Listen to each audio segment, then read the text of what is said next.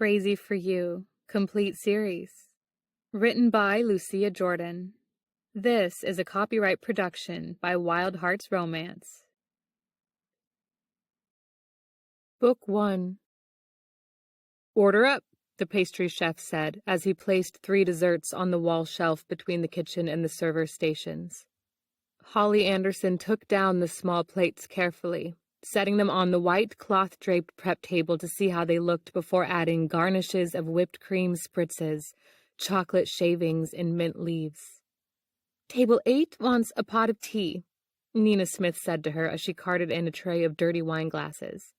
"Earl Grey with honey and a twist of lime, for the blonde wearing too much Chanel and not enough dress."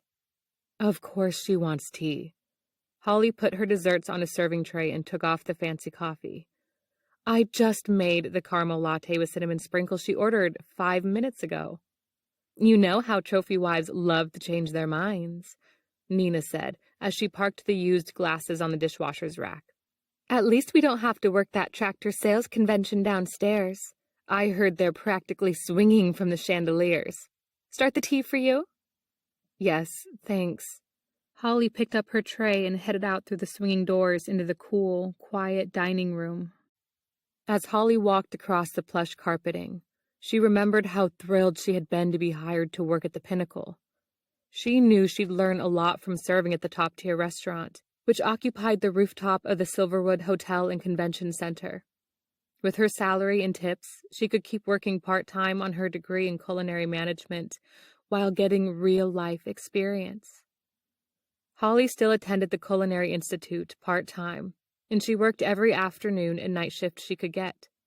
2 years of serving designer food and pricey drinks to Chicago's wealthiest foodies, however, had killed her enthusiasm.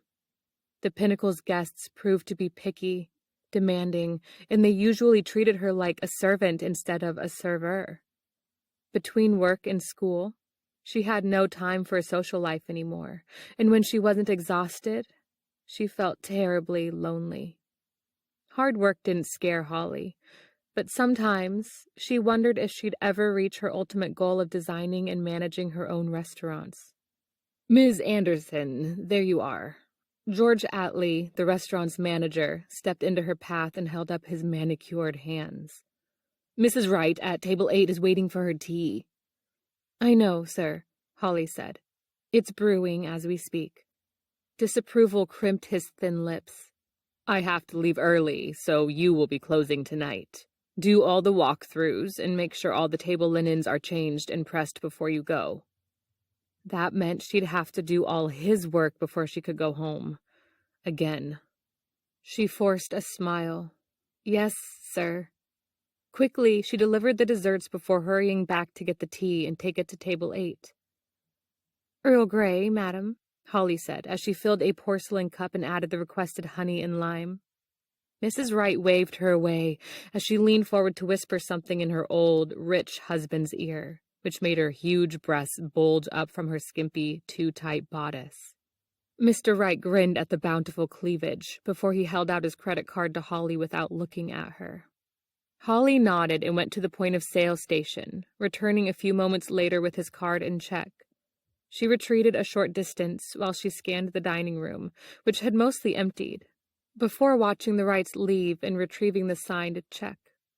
The wife's perfume lingered in a cloying cloud, but the husband's generous tip would pay for Holly's books next semester.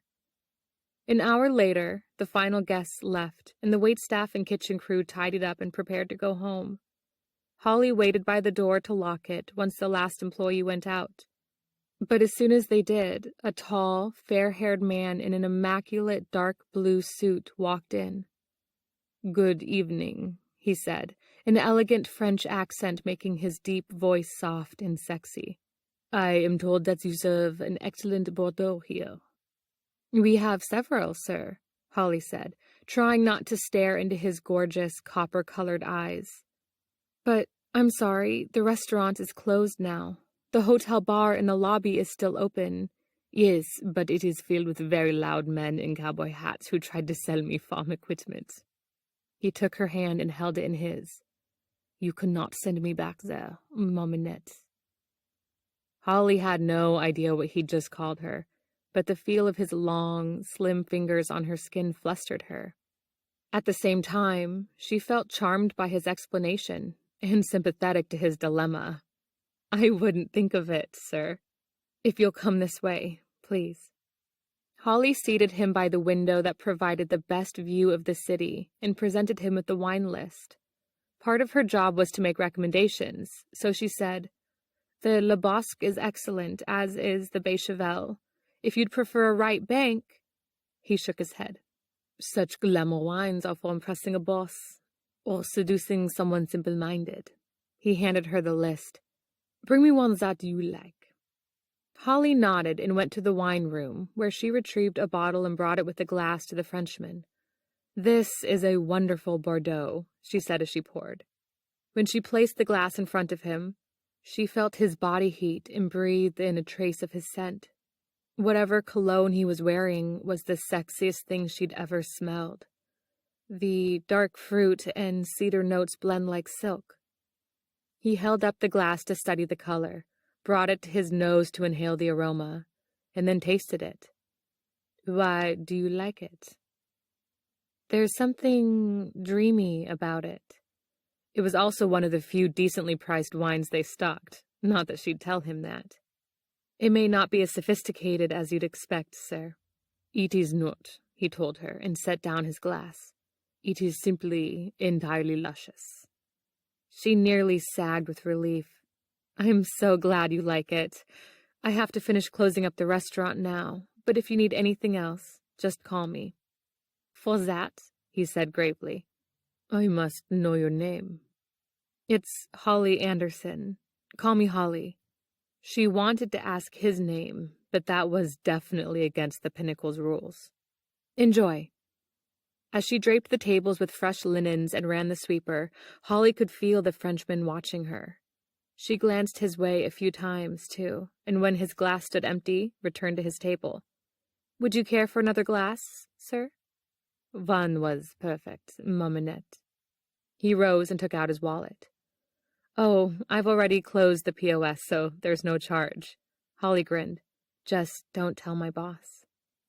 "I will take the secret to my grave." The Frenchman took her hand and raised it to his lips. "Thank you, Holly." "You're welcome, sir." This close to him, she could tell he wasn't wearing any cologne, and that his dark, delicious scent came instead from his skin. What would he taste like? She realized she was staring and flushed as she added, "Good night." After he left, Holly retrieved her coat and purse, made a final walk through, and then left the restaurant to face the second worst 2 minutes of her day, riding the elevator down to the lobby. Ever since being accidentally locked in a supply closet in grade school, she'd been claustrophobic, and she couldn't shake the nervousness she felt riding in the small elevator twice a day when she worked. She had no choice, however, as the restaurant occupied the building's 61st floor, which was far too high for her to take the stairs. As she approached the elevators, she saw the Frenchman standing in front of them and felt a little better. If she rode down with him, he'd keep her from thinking about her nerves. "I'm sorry you've had to wait. They must be very busy downstairs." "I have no doubt." The door opened, and he stood back to let her go in before him. Once inside, Holly busied herself by putting on her coat and taking out her keys, but her heart fluttered as soon as the doors closed. She swallowed against her tight throat and focused on the operating panel's display, which counted down the floors. As they reached the 30th floor, she took in a deep breath. Another minute and she'd be... Suddenly, the lights went out and the elevator lurched to a stop and shuddered, which knocked Holly off balance. She would have fallen if not for the Frenchman, whose hands gripped her upper arms. When the emergency lights flicked on, she saw that the operating panel had gone blank. They were trapped. After a few minutes, it became apparent to Tristan Beaumont that they could not expect immediate help, and he took out his phone. His calls would not go through, but he was able to access the internet and read the city's latest news updates. "There has been a serious accident with a petrol truck and several cars just outside the hotel," he said to Holly. They have cut off electricity to the building to keep anything from igniting the spilled fuel. He looked into Holly's sky-blue eyes and saw such fear and panic that he nearly pulled her into his arms to comfort her. When they have cleared it away, they will restore power again. That could take all night. I can't stay in here that long. Holly backed into a corner, her face white and her lips trembling as she stared at the panel and then him. I have to get out. She rushed over to the doors and tried to work her fingertips into the seam. Please, help me. I can't breathe. You can. Tristan moved up behind her and put his hands over hers. Are you afraid of small places? Terribly. She rested her brow against the doors, dragging in air and gasping it out again. I'm sorry, sir. I know it's silly, but it is not. Gently he turned her around to face him. I'm Tristan, and I'll help you. I have much experience in dealing with fears. She peered up at him. You're a psychiatrist? Ah, no. He tucked a strand of her blazing auburn hair behind her ear. But if you will permit me, I can help you with this, Holly. All right. She still trembled, but she didn't resist when he drew her to the center of the elevator. What do I have to do? Trust me, and listen to me. Are you afraid of the dark, too? When she shook her head, he quickly removed his silk tie and showed it to her. I am going to cover your eyes now, so you won't see the lack of space. She bit her lip as he blindfolded her. You must think I'm an idiot. Then you cannot read my mind, he said, feeling glad that she couldn't. Her meek obedience was already arousing his dominant side, and the feel and smell of her so close to him had his cock stiff and throbbing. Now I will remove the clips from your hair, so that it is not so tight on your scalp. Freeing her long, soft auburn waves allowed him to relish the silky fine strands, too. How do you feel now? A little better, she admitted. There, now, you see it is not as bad as you thought. Tristan moved behind her and shifted his hands down to her waist. You are not alone in the dark, ma minette. He saw her rub her palms against her black skirt. What agitates you? What you called me, she said. I don't know what it means. I don't speak French. Oh, well, you cannot be perfect. I called you my small kitten. He leaned down to breathe in the soft, sweet scent of her hair before he murmured. Holly, do you like me? You find me handsome? You're very attractive. She cleared her throat. But, sir, I really shouldn't. Tristan is my name, he reminded her. Say it for me. When she did, he squeezed her waist. I like my name on your lips. When you served me the Bordeaux tonight, I saw the loneliness in your eyes. I think I know why. I have not taken a lover for a long time. Is it the same with you? She sighed. I haven't even been out on a date in 2 years. You are with me now, and this will be our date. When she nodded, he kissed the top of her head. You are so beautiful that I don't want to take you home yet. Open your blouse for me, please. Holly's shoulders went rigid. Why? It will help you breathe. He waited, and when she didn't move, he said, Do you wish me to stop now? For I will, Holly. You have only to tell me. It's not that. She ducked her head. I don't think I can do it. My hands are shaking too much. Ah, your fear. Tristan moved in closer as he reached around and began releasing her buttons from her collar to her waist. Soon it will not be so bad. It's not my claustrophobia, she said in a low voice. It's you, Tristan. You make me tremble. You make me want you. Thanks to the blindfold, Holly couldn't see his reaction, but she felt his chest rise and fall as if he'd taken a sharp breath. Had she misunderstood what he'd said? I'm sorry, I didn't mean to offend you. She reached up to remove the tie and felt him draw her hands back down to her sides. You have not. He pressed his tall, elegant body against her back, lightly rubbing the thick ridge of his erection against her bottom.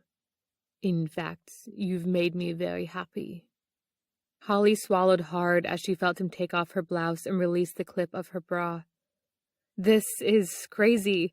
We don't even know each other. I've never done anything like this. Shh. He removed her bra and stroked up her arms to her shoulders. No one can see us. No one will ever know. Now Holly had to struggle to take a breath, but not because of her claustrophobia. The soothing warmth of Tristan's touch changed into something almost electric as he cupped her shoulders and then shifted his palms to cover her small breasts. Her nipples puckered as his fingers traced lazy circles around them, and she felt a liquid heat pool between her thighs. She only wished she could give him more to work with, but her job kept her from gaining weight, and even before that she'd never been particularly voluptuous. I like these pretty peaches, Tristan said, using his fingertips to strum her pebbly peaks. They make me hungry. He dropped a kiss on her shoulder before he said, I will taste them now, Holly. Tristan turned her to face him, and Holly shook as he bent to brush his lips over the tight curve of one mound. Cupping it with his hand, he brought her throbbing nipple to his mouth and engulfed it. Holly gasped as he sucked her breast with firm, wet tugs, his tongue stroking over her nipple again and again. She could feel her knees wobbling, and so must have Tristan, for he backed her up against the nearest wall. There, he pinned her with one hand encircling her throat, and the other rhythmically kneading one breast while he ravished the other. It seemed to go on forever, until Holly writhed and whimpered, and Tristan let her wet peak pop from his mouth. I am impatient too, Maminette, he told her, hiking up her skirt and tugging her pants down until they fell around her ankles. But let me see if this is desire or only more fear. When his fingers parted her thighs and rubbed against her slick, swollen folds, Holly shuddered, her hips moving involuntarily to push her sex against his hand. Yes, Holly, I know. Tristan found a little nub of her clit and caressed it. I will take care of this lovely little kitten here. I will give it what it needs, right now. She heard the sound of him unzipping his fly, and then flinched as she felt the nudge of his cockhead against her opening. She hadn't known him for 20 minutes, and they were about to have sex already. Shame over her own wantonness burned through her, but somehow it only made her want him more. Yes, please, Tristan, please take me. He muttered something in French and dragged her down to the floor, covering her and pressing her legs apart with his hips. Nestled against her, his long, heavy shaft throbbed in time with the frantic pulsing of her pearl. I will make it better. I promise, he said, his voice hoarse as he planted his tip against her softness, pushing between her sensitive folds and working his straining cockhead into her.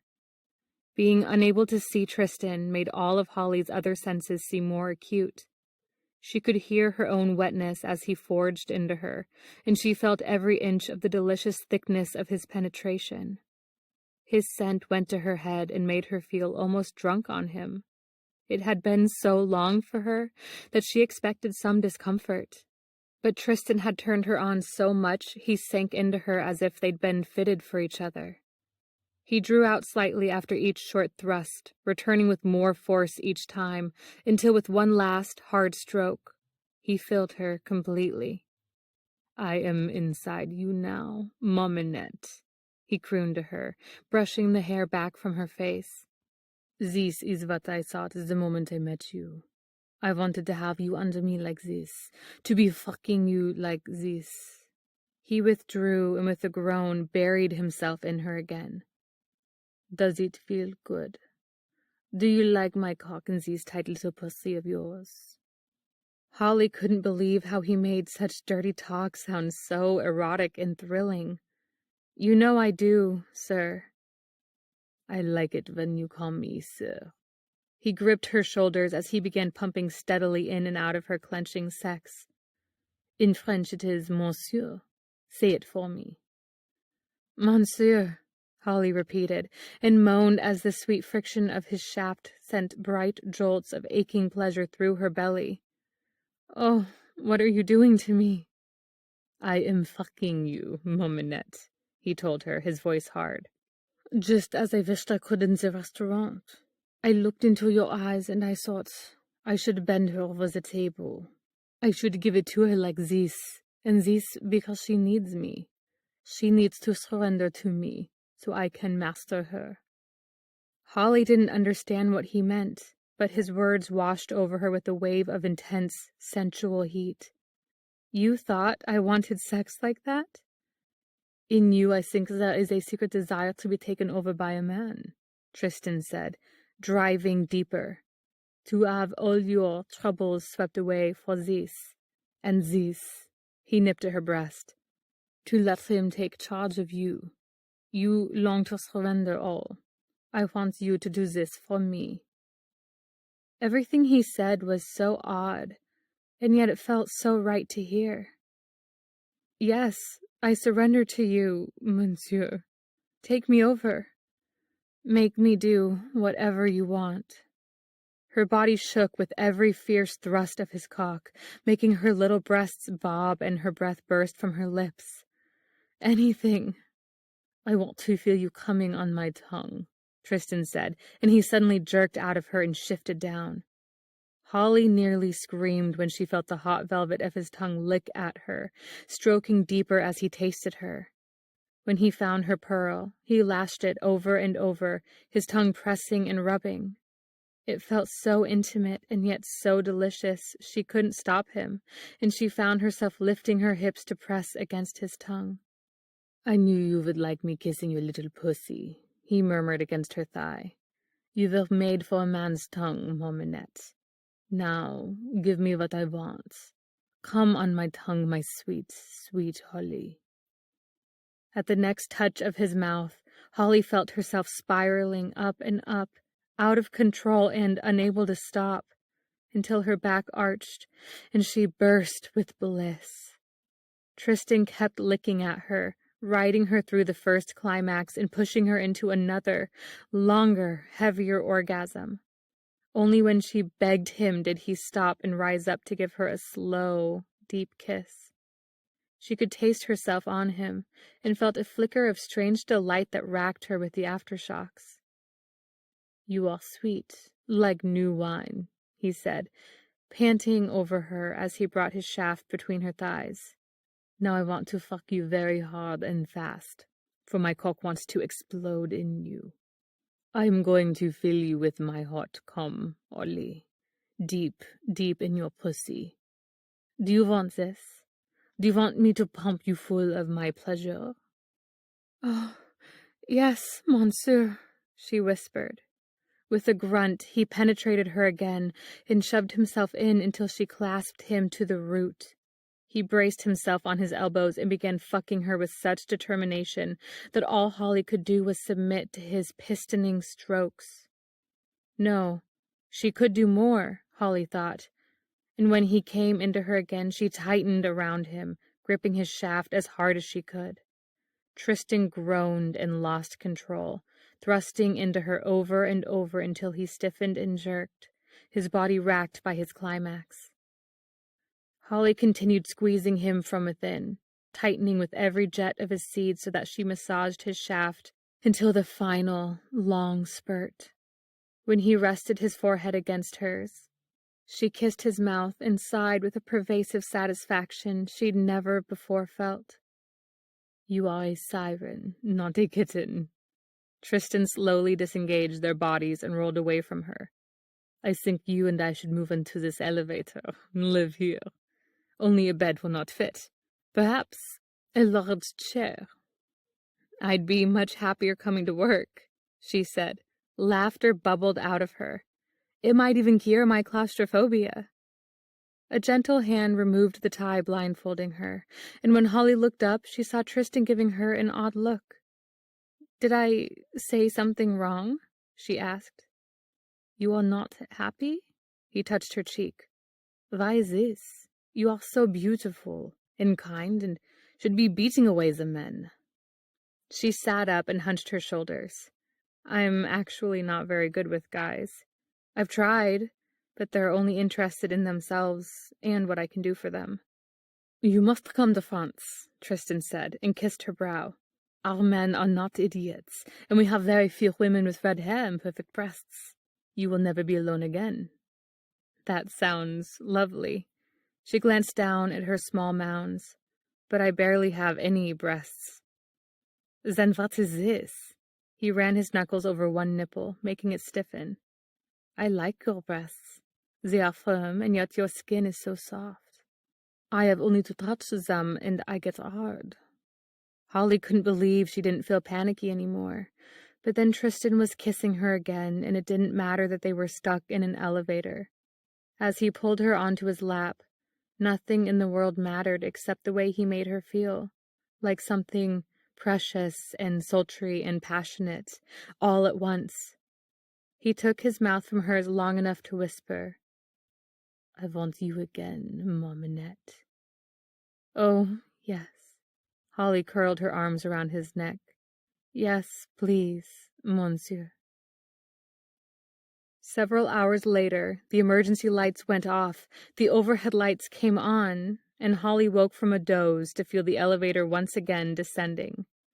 Thank heavens I got dressed after that last time, she said, as Tristan helped her to her feet. Quickly, she clipped her hair up before she glanced up at him. And thank you for keeping me so wonderfully occupied. He lifted her hand to his lips as if they'd just met instead of spending hours having wicked, wild sex. To say it was my pleasure would be, the understatement of the century. She shared his grin and heaved a sigh of relief as the elevator stopped at the lobby level and the doors opened. Outside, the concierge greeted them, and after assuring himself that neither of them were hurt, moved on to the next elevator to open. Guests, maintenance crews, and hotel employees filled the lobby, so Holly was glad when Tristan deftly guided her out the front entrance of the hotel and walked with her to the employee parking lot. She wondered how she would go back to her old life after such a glorious night, and some of that must have shown on her face, for Tristan put his arm around her shoulders. We will see each other again, Mamanette, he told her as they stopped by her little compact car. I promise. She wanted so badly to ask him when, but Holly knew he was probably only being polite. I don't know what to say, monsieur, except thank you. You got me through so much last night. I'll never forget that. Tristan kissed her brow. Go home and sleep. Dream of me. Holly kept sight of him in her rearview mirror for as long as she could, but once she arrived at her apartment building, she felt depressed. As reckless and foolhardy as it had been to have sex with a stranger, she couldn't regret it. She only sensed that she'd never again meet another man as attractive and passionate as Tristan, and that made the world seem a little bleaker. Holly decided against taking a shower so she could smell Tristan on her skin for a few more hours. Once she was in bed, she fell asleep almost at once and slept a deep, dreamless sleep until her alarm clock went off at 5. She woke up with a start and reached for Tristan, only to find the empty half of her bed. Good grief, it was a one-night stand, she muttered to herself as she went to the bathroom to shower. Get over it. As the warm water poured over her, she scrubbed at her skin until every trace of him vanished, leaving only the slight, tender ache between her thighs. Holly didn't know exactly why she put on her prettiest lingerie before she dressed in her black and white serving outfit. She didn't expect Tristan to show up at the Pinnacle again. But if he did, and he wanted her... No, that wasn't going to happen. He was probably on his way to Paris now. Holly looked in the mirror and touched her lips, which were still faintly swollen from all those hours of his deep, demanding kisses. She picked up her brightest lipstick, intending to cover the puffiness, but then instead switched it to a soft, natural-looking gloss. So she looked as if she'd been thoroughly kissed. Who would care? The guests hardly looked at her anyway. Riding the elevator up to the restaurant still made Holly nervous, but now she had other memories to crowd out most of her claustrophobic fears. This was where she had given herself to that lovely man. Tristan had given her so much pleasure in return. She'd never forget how amazing and special he'd made her feel.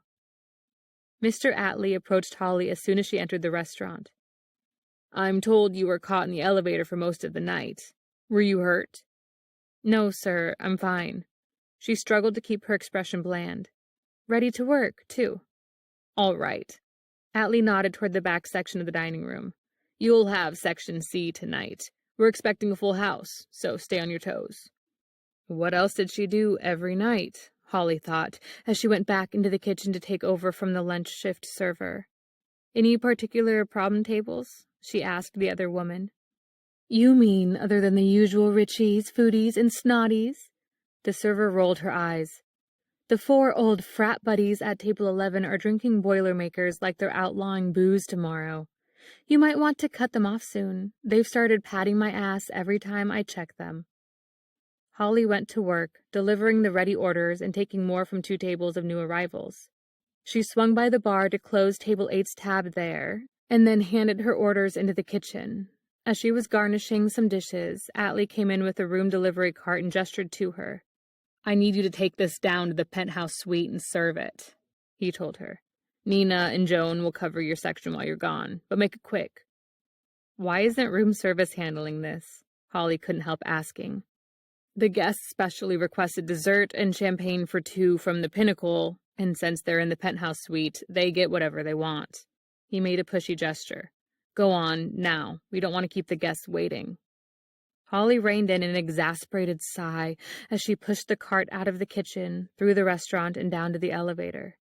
Since the penthouse suite was only 1 floor below them, the ride down was thankfully short. She knocked on the door, heard a muffled, "Come in," and opened it to push the cart inside. The understated luxury of the expensive suite surrounded her with snow-white and sapphire-blue modern furnishings, large and impressive abstract paintings, and art glass accents. She saw no sign of the guests, and after moving the cart to the large dining area, she turned around and spotted the open door to the bedroom. Since the order had been for 2, the couple staying in the suite must be in their dressing, or something. "I've brought your order from the Pinnacle," she called out, and when no one replied, she walked a little closer to the door. "Hello? I have your dessert and champagne. Should I set up the table here?"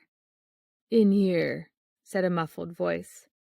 Holly sent up a silent prayer that she wasn't about to walk in on the couple in bed, which she saw was still made as soon as she pushed the cart into the bedroom. As she turned toward the master bathroom, a man walked out, his hair wet, his broad chest bare, and his face buried in a towel. The old, faded jeans he wore clung to his lean hips and long legs, and remained unsnapped at the waist. Holly had never seen such a gorgeous body, but she made herself politely avert her gaze. "Where would you like me to put this, sir?" "There are so many ways I could answer that." Tristan dropped the towel and grinned at her. "By the bed will be perfect." Of course. Holly felt her stomach surge as she realized she'd walked in on Tristan with another woman. She had to get out of here. "Would you or your lady friend prefer the champagne on ice?" He sauntered over to her. "How do you like it?" When she gasped, he chuckled. "There's no one here but us, Maminette. You are my lady friend." "I can't be. I mean, I'm working." She backed up a step as he came closer. "Monsieur, really, I'm only here to serve you." "So you are." His gaze darkened as it moved over her, before he changed directions and went to sit on the edge of the bed. "Please bring it here to me." Holly dutifully pushed the cart within his reach, but stayed on the other side of it.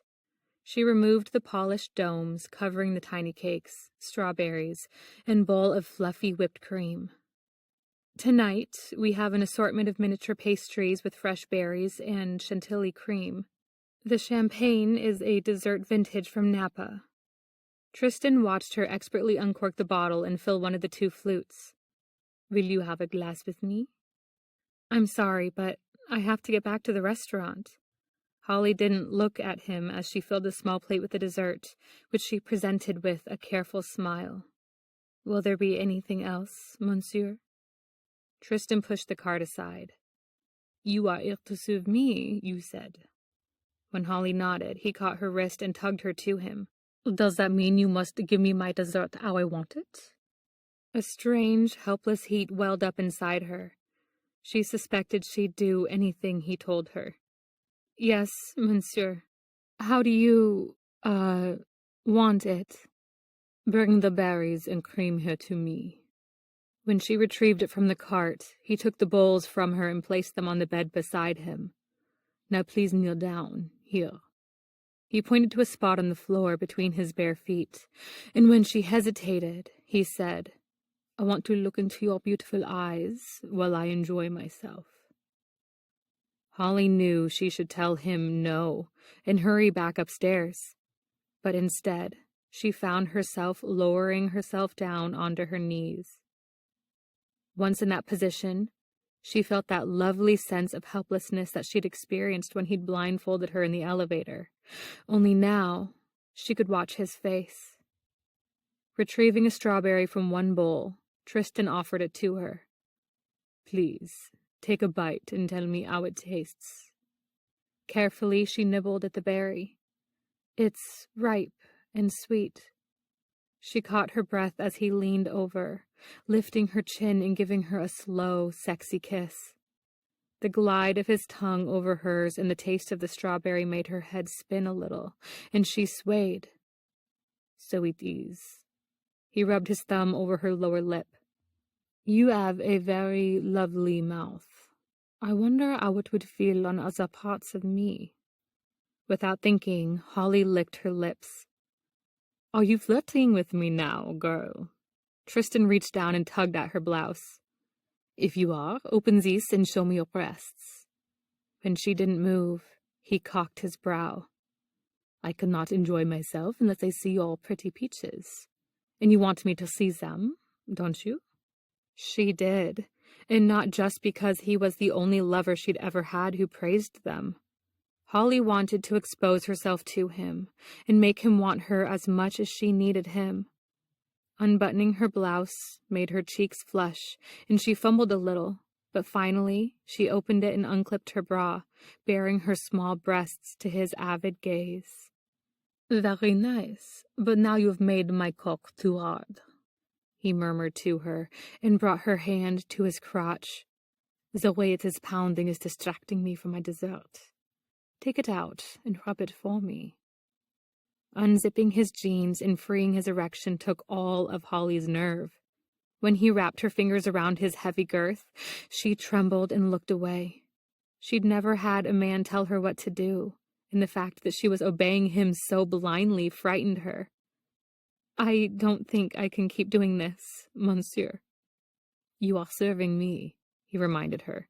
You were sent here for that purpose. But if we do not want this, you may go. Biting her lip, Holly met his hot gaze before she slowly began caressing his shaft. It felt so natural to curl her fingers around him and slowly pump her hand up and down the length of his shaft. She knew she was acting like a complete slut again, but she couldn't stop. No, she didn't want to. Good, he said, praising her as he took the spoon from the bowl of cream and raised it to her lips. Taste this, and tell me what it feels like on your tongue. Holly took a small lick, like a cloud made of sweetness. She saw him tip the spoon sideways so that a dollop of cream landed on the full bulb of his cockhead. You are very clumsy, servant girl, he murmured. Lick up that cream, now. Holly lowered her mouth to his straining shaft and looked up at him as she slowly ran her tongue over him, collecting every bit of the cream before she straightened up. Would you like more? He asked, and when she nodded, he set the bowl aside and curled his fingers in her hair. Then you must work for it, my sweet. Holly never felt more exhilarated in her life. The way he looked at her and the things he said made the fantasy he'd spun seem completely real. A fantasy in which he was a rich guest, and she had no choice but to serve him sexually. It surprised her that she liked that. Yes, monsieur. Tristan guided her lips back to his slick cockhead, murmuring in French to her as he compelled her to take him in her mouth. He kept one hand in her hair and used the other to caress her bare breasts. That is what I want, he said, his voice growing rough as he watched her suck lightly on his tip. Now more. Take more of me into your mouth. Just so, yes, my girl. You are going to serve my hard cock now. Serve it all night. Such a clever little tongue. Suck me nice and slow. Yes, that is the way. Do this well and I will give you pleasure in return. Holly didn't have much experience with oral sex, but Tristan had her so excited, she didn't care. She licked and moaned around his shaft, bobbing her head gently over him as she slid her mouth up and down.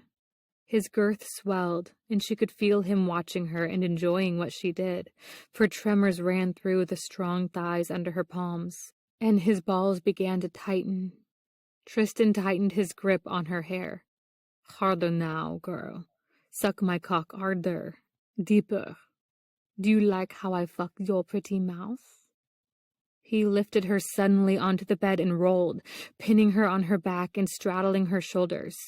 Open for me, he demanded, and when she parted her lips, he thrust between them, pumping in and out of her mouth rapidly before he went deep and began to jet. Holly swallowed every silky pulse he emptied into her, suckling his shaft as his climax peaked. When it was done, he rolled away from her, uttering a heartfelt groan of relief as he gathered her against his side. Your lips are as sweet and hot as your little pussy, he murmured, caressing her cheek. I have to go back to work, she whispered. I have not had time to pleasure you in return. Tristan studied her face for a moment. But your job is important to you, I know. Will you come back to me after you are finished? He traced the outline of her lips. It will be worth it, I promise. All right. We close at midnight, so I'll be back a few minutes after that. She kissed his cheek before she got off the bed and straightened her clothes and began loading up the cart. Leave it here, Tristan told her with a lazy smile. We will have the champagne when you return. Holly smiled and then hurried back upstairs. When she arrived, the manager was waiting just inside the door for her. Where have you been? Atlee demanded, looking harried. We're 10 minutes behind on orders. What took you so long? As she tried to answer, he held up his hand. I don't want to hear your excuses. I ought to fire you for this. Holly gulped. I'm so sorry, sir. Why are you standing here? He pointed at the kitchen. Get back to work. Yes, sir. Holly hurried to the prep area and thanked the 2 other servers who had covered for her. Sure, Joan said, giving her a sour look before she strode off with a tray. I'm very sorry, Holly said to Nina, who smirked at her. What? I don't think you're sorry at all, the other woman told her and nodded at her chest. Your blouse is buttoned crooked. Holly glanced down and smothered a groan as she quickly fixed the problem. I had something fall down there, and I had to get it out. Right, Nina giggled. If he's really cute, ask him if he wants to fall in my blouse later. George Atlee left early again, and instead of telling one of the other girls to stay behind, he dumped his work again on Holly. It will make up for the hour you wasted making that room delivery, he told her. When I come in tomorrow afternoon, I expect to see nothing but perfection. Holly thought of Tristan waiting for her 1 floor below and wished she could tell her boss no, but then he would fire her. Yes, sir. She went back to the kitchen, mainly to keep herself from reminding Atlee that she had always left the restaurant looking spotless, and that he'd never once paid her for all those hours she'd spent doing his job. Of course she'd been wrong to have another encounter with Tristan while she was working, Holly chided herself. Yet, for the last 2 years, she'd never missed a shift or even shown up late once. Why didn't George Atlee remember that, instead of threatening to fire her the only time she'd ever made a mistake? Halfway through the tasks she needed to do for closing, Holly heard a knock on the door. She came out of the back section where she had been straightening the tables and opened the door to see Tristan standing outside. Hi. All her wretched feelings disappeared in a heartbeat. I'm sorry. I have to work a little longer than I thought. I thought it might be that. He came in, closed the door, and laced his fingers through hers. Come with me. As the Frenchman led her into the kitchen, Holly felt puzzled. Are you hungry? Yes. Tristan backed her against a wall, covering her with his own body as he gave her a hot, wild kiss that Holly felt down to her heels. The heavy ridge of his erection pressed against her belly, making her insides melt. How could he want her so much when he'd just come in her mouth a few hours ago? Then all thought stopped as the kiss went from wild to seducing and left Holly gasping when he finally raised his head. I could not wait another minute, he said, his breath warm on her throbbing lips. I have to have you now, Mominette. We can't do this here, Holly said, feeling a little shocked now. I say we can, Tristan countered. No one is here but you and me. You want to do what I say, don't you? This is because I am a dominant, and you are submissive. Suddenly, a lot of things about him made sense. No wonder he'd wanted to play out that servant girl fantasy with her. He expected her to submit to him. She didn't know much about his particular kinkiness, but the thought of finding out more made a strange sensation ripple through her breasts. That feeling scared Holly, so much so that she went straight into denial. Monsieur, I'm not into any of that. I'm just an ordinary woman. Who got on her knees and sucked my cock today when I told her to, yes? And adored every minute of it. He kissed the tip of her nose and smiled. You will like these too. That was different and fun, she said, hating that he could sense her own attraction to that dirty, sexy fantasy. But that doesn't mean I want you to beat me up or anything like that. I do not beat my lovers, he chided.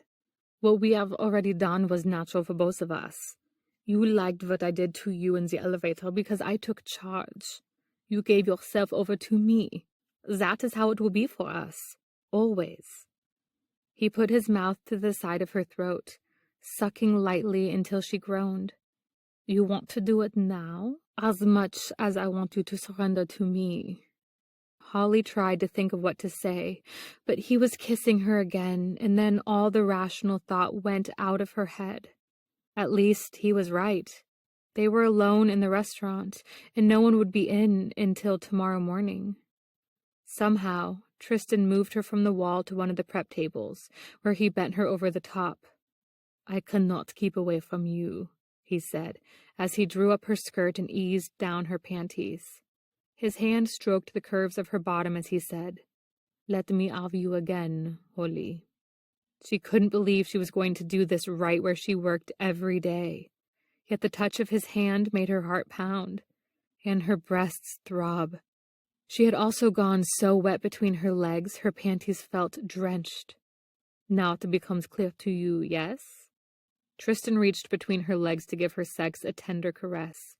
I have barely begun, and your pussy already welcomes me, Mominette. You love my domination. Admit it. Holly sighed with defeat. Yes, monsieur. When I told you I wanted to take you over a table, like this, Tristan told her, I saw your eyes. You wanted that too. You want it now. It is the only way you can truly give yourself to a man, to be compelled by your own need for surrender. That is why you are submissive. That is why I can't stay away. I want to be that man for you. He crouched over her, pulling open her blouse and tugging at her bra until her breasts popped free. He then took out his throbbing shaft and pushed it between her thighs, rooting against her until he found the soaked ellipse of her opening. "Now tell me to stop," Tristan murmured against her ear. "Tell me that you are an ordinary woman, or admit to the truth. You love this. You crave this just as much as I do." "Yes," she gasped, desperate now to feel him inside her. "Please, do it." "We both do this." He buried himself inside her with a single stroke, and they both groaned as the melding sent tremors through their bodies. "This is who we are, Ali. Lovers, who were made for each other. Now take me, but do not come. You will wait for your pleasure, as I waited for you."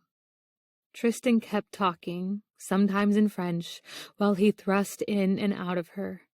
At one point, Holly thought she might start weeping if he didn't stop, and then the ruthless pumping of his cock and her own strange desires entwined inside her, drawing everything into a dark, billowing need.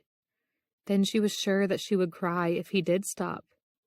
"Please, monsieur," she said, gripping the end of the table as she tried to hold back her overwhelming need to come. "Please, let me come." "I should say no, but I want to feel it too." He grunted as he clasped her hips and pounded into her. "Now give it to me, my little kitten. Come for my hard cock. Come now. Come now." Holly cried out as the climax shattered inside her, sweeping her away on an enormous wave of hot, hard sensation. Dimly, she heard Tristan utter something soft and guttural, and then he was pumping his cream into her, bathing her clenching softness with his thick, wet warmth. A door swung open. "I seem to have lost my wallet. Ms. Anderson." Holly jerked her head up in horror to meet George Atlee's bulge-eyed gaze. The manager stood just inside the kitchen entry and stared at her and Tristan. A moment later, Atlee's face reddened and he stalked out of the kitchen. Tristan helped her as much as he could with her clothes, but her blouse had lost half the buttons. "I will go out and talk to him and explain." "No." Holly sagged against the counter and shook her head. "You're a guest here. I have to handle this." He looked as if he wanted to argue, and then reluctantly nodded. "Come down to my suite when you are done. We will make some arrangements." She frowned. Arrangements? For what? She cringed as the manager shouted for her to come out. "Never mind. Please, just go. Wait for me by the elevator. I'll be there in a few minutes." Once Tristan left, Holly took another moment to compose herself before she went out to face her boss. "Mr. Atlee, I'm so sorry that I used such poor judgment to have sex with a guest in our kitchen." "Yes, I'd say you did." He gave her a scathing look from her head to her toes. "This is such a waste. You could have made something of yourself, Ms. Anderson." "I've been trying to, sir." She swallowed hard. "Nothing like this will ever happen again, I promise." "I have to make sure that it won't," he snapped. "The only way I can do that is to terminate you. You're fired, Ms. Anderson. Leave the premises immediately." Holly refused to let him see how devastated she felt now. "You'll have to finish closing, Mr. Atlee." A small surge of spite made her add, "I'm sure if you think hard, you can remember how to do it." After getting her purse, Holly left the restaurant and walked out to where Tristan stood waiting. She felt so numb, it took her a moment to find the words to tell him. "I've been fired." "It will be all right, Holly," he said as he guided her into the elevator. Tristan kept talking to her as they went down to his suite. Once inside, he went to the bar and poured some wine, bringing a glass to her before sitting down beside her on a plush love seat. "This is all my doing, but I will fix it, Mominette. I will take care of you now. The wine glass shook in Holly's hand before she carefully set it on a side table. She'd been so rattled by Atlee firing her that she'd hardly registered what Tristan had been saying. What do you mean, take care of me? You will come to Europe with me, he said, taking her hand in his and turning it before placing a gentle kiss on her palm. I have to do some business, but then we will go to France. I have homes in several cities, so you can even pick where you wish to live. I'm sorry, she rubbed her pounding forehead. You want me to live in France? With you? Have I got this right? Tristan nodded. You know that we're perfect for each other. If you come with me, we can go on enjoying the passions that we share. I have so much to teach you. The passions, she nodded. That would be the passions that just got me fired from my job. The job that paid for my apartment, my car, and my education. And now that my manager saw us enjoying those passions, he'll now tell every other restaurant manager he knows about me having sex with a guest at my workplace.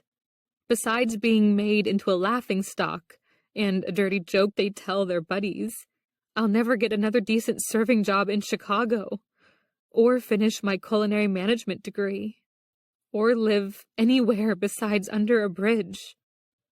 I'm taking full responsibility for what I did, Tristan insisted. I'm a very wealthy man, Holly. I will provide you with a lovely apartment and all the money you need. You will never have to worry for anything while you are with me. You don't get it, she uttered a short, bitter laugh. Tristan, I don't want to go with you, or let you keep me. I don't even know you. We're total strangers who just had sex. Great sex, dirty sex, but that's all it was. I cannot agree, he told her. I knew the first time I touched you that you would be unlike any woman I've ever known, and you are. That's very nice. Holly suddenly wanted to slap him. But in case you haven't noticed, you just wrecked my entire life. Everything that ever mattered to me, everything I ever worked for, it's gone. I will make it up to you, Tristan said. That's the thing. You can't. Not with France, or money, or more sex. Don't you see? I can never get back what you ruined. She stood up. And I never want to see you again. He called after her as she walked to the door, but Holly didn't look back. She couldn't, or he would see the tears sliding silently down her cheeks. Book 2.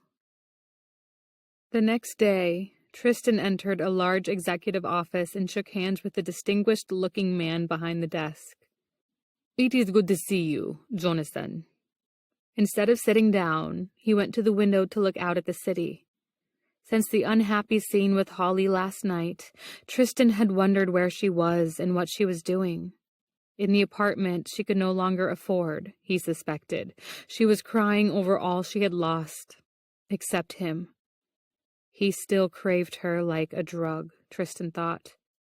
The sweetness of her submission had enchanted him so much he couldn't get enough of her. Now, she never wanted to see him again. How could he let her go when she was in his every thought? Not ready to go home, Jonathan Ives asked as he joined him. We'd love to have you for another week, you know. You say that so sincerely, Tristan said, but I suspect that you will be popping the champagne cork the minute my plane leaves O'Hare. I do have one nice going-away present. Jonathan retrieved a file from his desk and handed it over to Tristan. The background report you ordered last night on Holly Anderson. Quite an impressive young lady, given her unfortunate luck in life. Parents both died in a car accident when she was an infant. She was raised by her grandparents, who were really too poor to give her much. Both died before she finished high school, too. Mon Dieu. Tristan felt his heart twist. He was so accustomed to the privileges of his rank and wealth that he never imagined what it was like to live in poverty. To think of Holly struggling so made the wrong he had done her seem 1,000 times worse. Does she have any other family? None living. Miss Anderson has had to work for everything she's ever had or achieved, which still isn't much, the other man said. She is a very promising student, according to her professors at the culinary school, with top marks in her class. She has no financial support, however, so she probably won't finish her degree for a few more years. Tristan went to the chair beside Jonathan's desk and skimmed through the file. Miss Anderson just lost her position, and it was entirely my fault. The older man frowned. She's a waitress, Tristan. There are a couple thousand restaurants in this region. Trust me, she'll get another job. I have to make amends, he said, and thought for a moment. What do you call the jobs we give to college students? Will they work with professionals to learn our business? Internships. Jonathan looked intrigued now. That would certainly help out the young lady. She can get practical experience as well as college credit for working in the industry, and we pay a competitive stipend. We offer several positions here. No, I want her in Europe. He knew exactly where, too.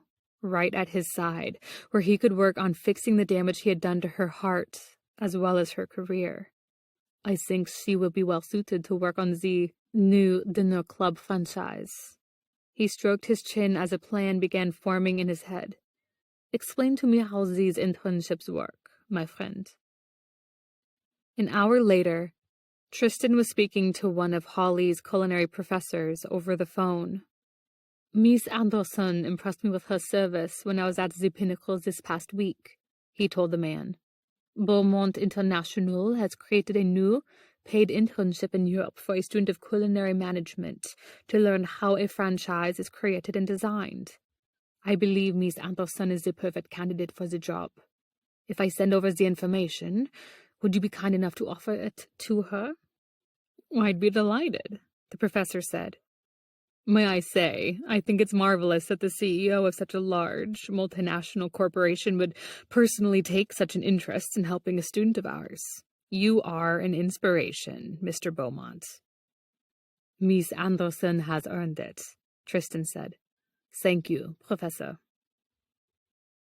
Thank you, Miss Anderson, the customs officer said, as he handed back Holly Anderson's stamped passport and visa. Enjoy your stay in the United Kingdom. Holly smiled as she picked up her cases and walked out of the baggage check station. In her head, she ran through the mental checklist of everything her American liaison had told her to do. Complete her landing card on the plane, present it with her passport and visa, and bring nothing to declare so she could go through the green channel at customs control. She'd even kept her internship offer letter handy, in case the officer wanted to see proof that she had a job for the next year in the European Union. Making such a huge change in her life still made Holly feel nervous, which was probably the only reason she wasn't drooping with exhaustion. She'd barely slept a wink last night, and although the company had flown her nonstop, it had still taken 8 hours to reach London. She'd sublet her apartment and sold her car, so she really couldn't change her mind to go back. Even if she threw caution to the wind and did run home, she no longer had a job serving at the Pinnacle, the premier top-tier restaurant in Chicago. She would likely go broke while trying to find another one, because she'd been fired for having kinky sex with a hotel guest in the restaurant's kitchen. I'm not thinking about the French guy, Holly muttered under her breath as she walked out into the main terminal and saw groups of chauffeurs holding small placards with names on them. One of them read, Holly Anderson, and she walked over to the driver. Hi, I'm Holly. Good afternoon, Miss Anderson. The driver tucked the placard in his jacket and took her cases from her. I'm here to transport you to company headquarters. Welcome to London. The private car the driver used to take Holly into the city was luxurious and quiet, and it gave her time to collect her thoughts. Internships rarely paid well, but Beaumont's stipend was beyond generous. Her room, board, and living expenses would also be covered by the company, so she wouldn't have to spend a dime until she returned to the States. She'd also be working on a chain franchise project that would give her real-world experience at her dream job of designing restaurants.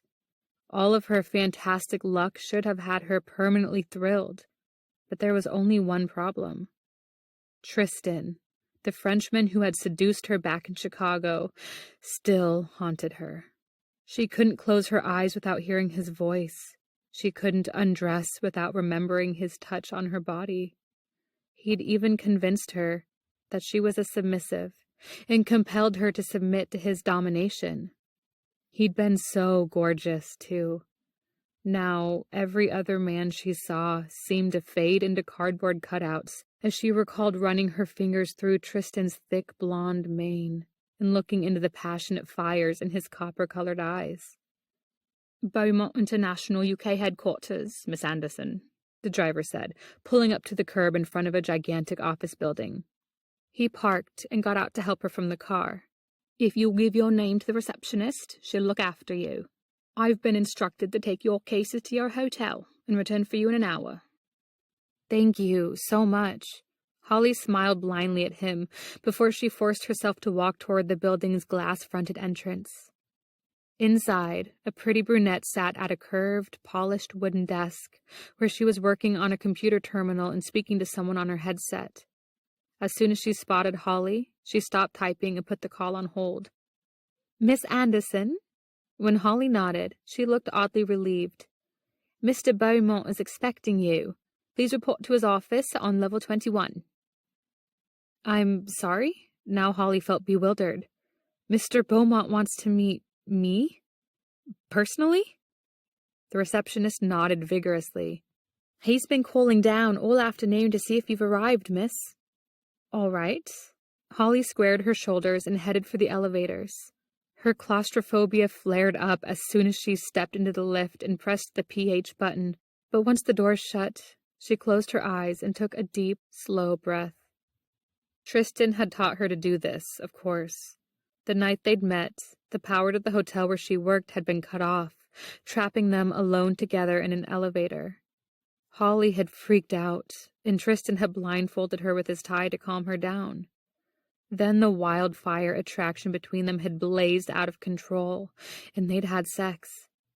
While Holly had been in the wealthy Frenchman's arms, she hadn't thought once about the small, confined space around them.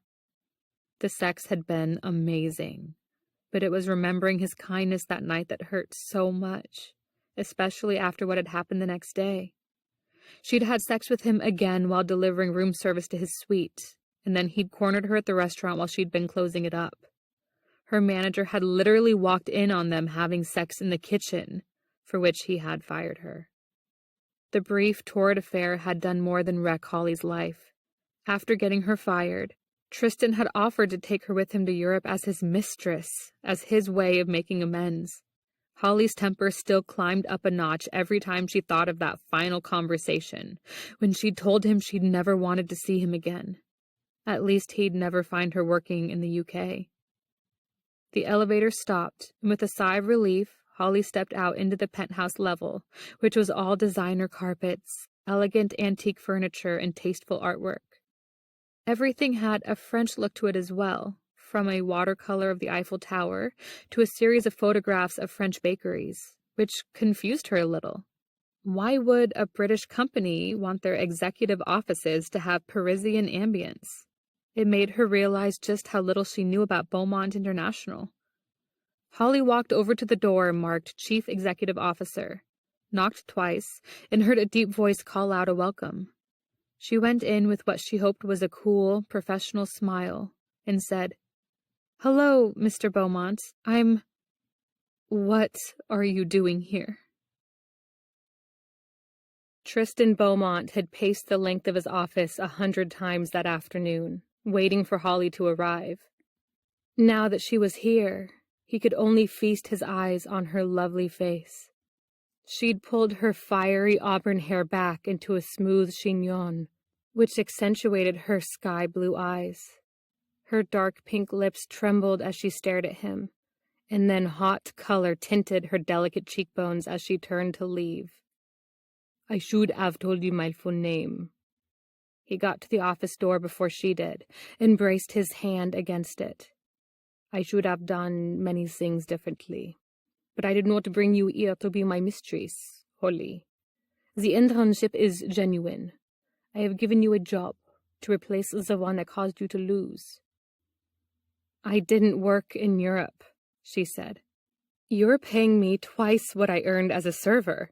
Just what exactly do you expect? For you to work.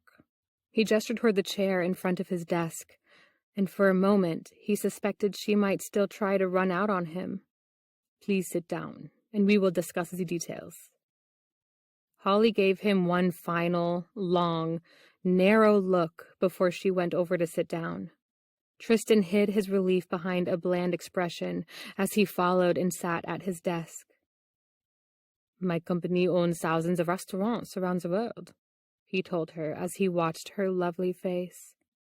Our upscale division has been so successful that I decided to venture into a chain of private specialty club restaurants under the brand name Night Players.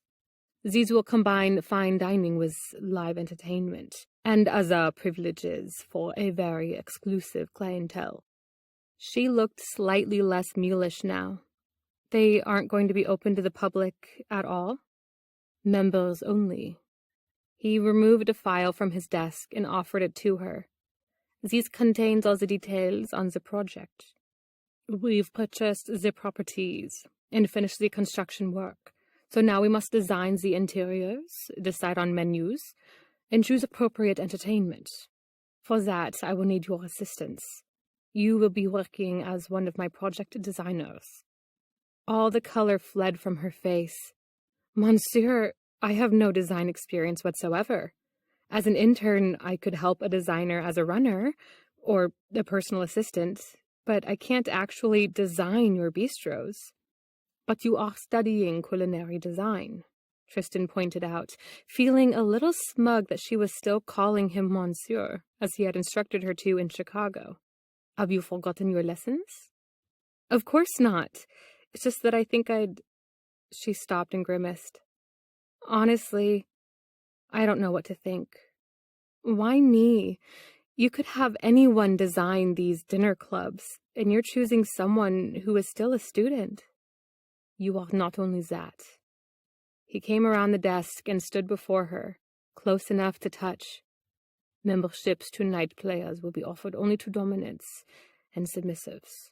For my clubs to appeal to all of our clientele, I must have a submissive designer to balance my own dominant aesthetic. I see. Holly's face reddened, and she ducked her head. That seems rather convenient. Tristan cupped her chin and made her look at him. If I wanted convenience, Mominette, I would not fly a woman who despises me 4,000 miles to hurl accusations at me. I would make one phone call. Of course. She swallowed hard before she added in a low voice, I don't hate you, Monsieur. In that moment, he wanted to yank her from the chair and bend her over his desk and spank her sweetly curved bottom until it was as rosy as her cheeks. He could then caress it as he sank his hard cock into her hot, wet little pussy and fucked her for the rest of the night. That might just take the edge off his hunger for her. But for now, Tristan had to be patient and regain his pretty American's trust. I'm glad to hear it. He smiled as he straightened. Take the vial back to your hotel and study it. I will send the car for you in the morning. If you do not wish to work on the project, then we will arrange for you to return to Chicago. Is that fair? I suppose. Holly looked depressed now. All right, but if I do stay, it will be strictly to work, nothing else. I expect nothing more, he lied, and caught her hand to bring it to his lips. Au revoir, Miss Anderson. I hope you sleep well tonight. Her eyes darkened as she met his gaze. Thank you, Monsieur. Holly expected to spend a long, restless night in her lovely hotel suite, where she thought she'd spend hours walking the floors, brooding over Tristan and wondering why he had tricked her. Instead, she drifted off a few moments after her head touched her pillow, and she slept better than she had in weeks. A soft tap on the door woke her the next morning, and when she went to the door, a slim, older woman rolled in a breakfast cart. "Compliments of Mr. Beaumont, miss," the server said, as she put the cart by the small dining table in the front room and set out a continental breakfast of croissants, fresh fruit, cheese, ham, and coffee. "Would you care for anything more?" "This is wonderful, thank you." Holly admired the simple elegance the other woman used to arrange the meal on the table. "I used to do this myself, back in the States." "It's lovely work, miss, if you can manage not to wake the grumpy guests." The server winked as she left with the cart. Holly also thought she'd be too nervous to eat anything, but after barely touching the dinner she'd ordered from room service last night, she was starving. In a few hours, she'd be seeing Tristan again, so she needed all the strength she could get. As she nibbled on a currant scone, Holly carefully read through the night player's project file. Such exclusive restaurants required patrons to pay monthly or annual membership dues simply for the privilege of being able to dine there. Some people would consider that snobbish, but Holly had read about several similar ventures back in the States that had been highly successful. With enough members, a restaurant wouldn't have to worry about operating costs as much and could focus more on the staff and food. Add an attractive design, a delicious menu, and the appropriate live entertainment, and Tristan's project could actually be a huge moneymaker. Holly showered and dressed for her morning meeting by wearing a dark navy suit and plain white blouse, to which she added a necklace of dark faux pearls and matching stud earrings. She didn't use perfume and kept her makeup minimal before she braided her hair back and pinned the long cable in a woven coil just above her nape. When she looked in the mirror, she thought she'd look professional, but all she saw was the excitement glittering in her blue eyes. "Don't even think about it," she told her reflection as she turned away. "I haven't even agreed to work for him yet." The lobby rang her room to let her know Tristan's car had arrived, and Holly collected her purse and the project file before hurrying to the stairs. Fortunately, her room was on the second floor, so she didn't have to take the elevator. As the private car drove her off into the city, Holly glanced back at her hotel. Had Tristan arranged her room on a lower floor because of her claustrophobia? She had a sneaking suspicion that he had, and her heart melted a little. The driver didn't stop at Beaumont International's office, but went past it to deliver Holly at the corner of a very trendy-looking commercial street, filled with fashion boutiques, shoe stores, and jewelers. The corner building had black draping covering all its windows, and as the driver helped Holly out, she saw a small sign with the words "Night Players" and "Beaumont International" on it. Tristan came out of the building and smiled as he walked up to her. "Here you are. Come inside, and thank you, Gerald," he said to the driver, who touched his cap. In the sunlight, Tristan's fair hair looked glorious, and his copper eyes took on a golden glow. Holly could smell his scent, which she knew came from his skin instead of a bottle, and nearly sighed out loud. She also appreciated how considerate he was to the people who worked for him. Would he extend the same courtesy to her? "Is this one of the project locations?" she asked as she walked into the building. The brightly lit yet empty interior smelled slightly of sawdust and consisted of finished walls and flooring, but nothing else. "Yes, this will be our London Metro Club. We have others planned for Manchester, Dublin, and Glasgow, but we'll see how this one fares first." He gestured around them. "Imagine this area as the dining room. The bar will be built as a center island, and through those doors will be the kitchen. We will also have a number of private rooms." Holly listened as he described the rest of the finishing plans for the club, and looked through a pile of paint chips and fabric samples he'd brought. Everything Tristan said made sense, but as a server, Holly knew what people wanted to feel when they went to a restaurant, and what kept them coming back. British people are very traditional and revere their history, so it makes sense to go with a formal, classic English look, she told Tristan. Leather and fine wood, brass instead of crystal. Rich, deep autumn colors, nothing too frilly, although some elegant Victorian accents for the ladies would keep it from looking too masculine. Tristan nodded. "I was thinking the same with the menu. Classic British dishes with a bit of whimsy. Cognacs, Merlots, and Burgundies featured on the wine list. What do you think would be the ideal entertainment? Naughty, silly comedy, Holly said. I saw some of their highest-rated shows on the British channel back in the States, and they're all about sexual innuendo and goofy situations. I think it's because British people are so serious and hide their feelings so much. When they have a chance to let down their hair and laugh out loud, they love it, but only in private. Here, they'll be able to do that. His mouth curved. I knew you would have an eye for this. He reached out to caress her cheek with the backs of his long fingers. Will you stay, Oli? Stay and work with me. She should have slapped his hand away and told him where to stick his internship. Yet his touch sent such a soft, sweet heat through her that Holly knew she couldn't walk away from him again. I'm not here to be seduced, she told him in as firm a tone as she could manage. If we're going to work together, we have to be professional. She touched her still tingling cheek. That means no more of this. Okay? Something flickered in Tristan's eyes before he reluctantly nodded. Nothing will happen between us unless it is your desire as well as mine. Is that acceptable? The way he said that made Holly wonder if he meant to trick her again, but she wanted this job too much to talk herself out of it. There was nothing left for her back in the States anyway, and she could resist Tristan for the sake of her future career in culinary design. Yes, Holly said finally. I'll stay. Over the next month, Holly submersed herself in her work for the London Club. Tristan had been serious about having her handle the interior design, and he gave her an office and her own secretary to help her with ordering from his British suppliers.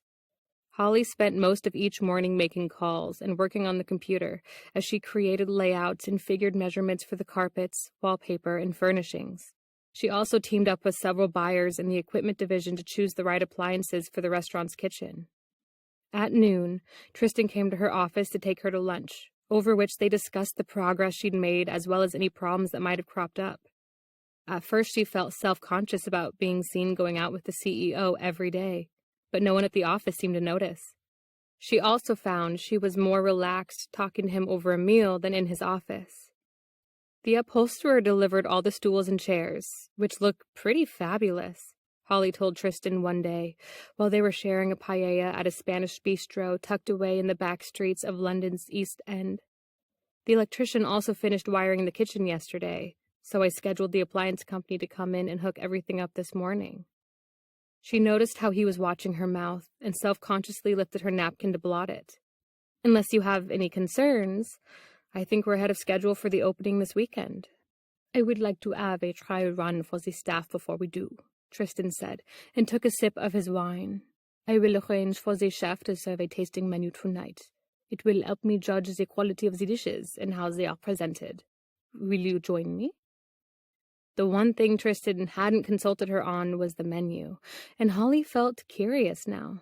A tasting menu dinner, which would consist of small portions of many of the dishes he'd chosen to be served, would give her an excellent sampling. I'd be delighted, monsieur. She glanced down at herself. Although, if I keep eating all this rich food, I'm going to start looking like an elephant.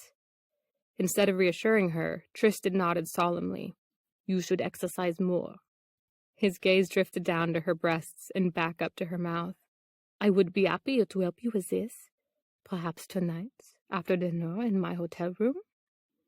Swallowing a laugh, Holly shook her head. You never give up, do you? His eyes gleamed. There is nothing wrong with living in hope, Mamanette. His eyes gleamed. I will pick you up at 7. Holly thought of all the dull business clothes she'd brought with her and decided it was time to splurge a little. She asked Tristan's driver to drop her off to do some shopping for a new outfit. While she couldn't afford anything with a designer label, she found a pretty halter dress with violet lace over gold satin at an outlet store. It was just dressy enough to work as a dinner outfit, and the color combination did wonders for her skin and hair. You look tremendous in that, a sales clerk said, as Holly studied herself in the dressing room mirror and suggested adding a golden crystal necklace and matching chandelier earrings. They only look expensive, and if you wear your hair down, they won't be too much. Holly knew she should look professional rather than pretty, but she'd grown tired of always being in business-only mode when she was with Tristan. He'd behaved himself over the last month, and she felt certain that her wearing a nice dress wouldn't change that. After catching a cab back to her hotel so she could shower and change, Holly styled her hair in long, loose waves and darkened her eyes with a smoky shadow. The final touch was a neutral lipstick with just a hint of gold sparkle.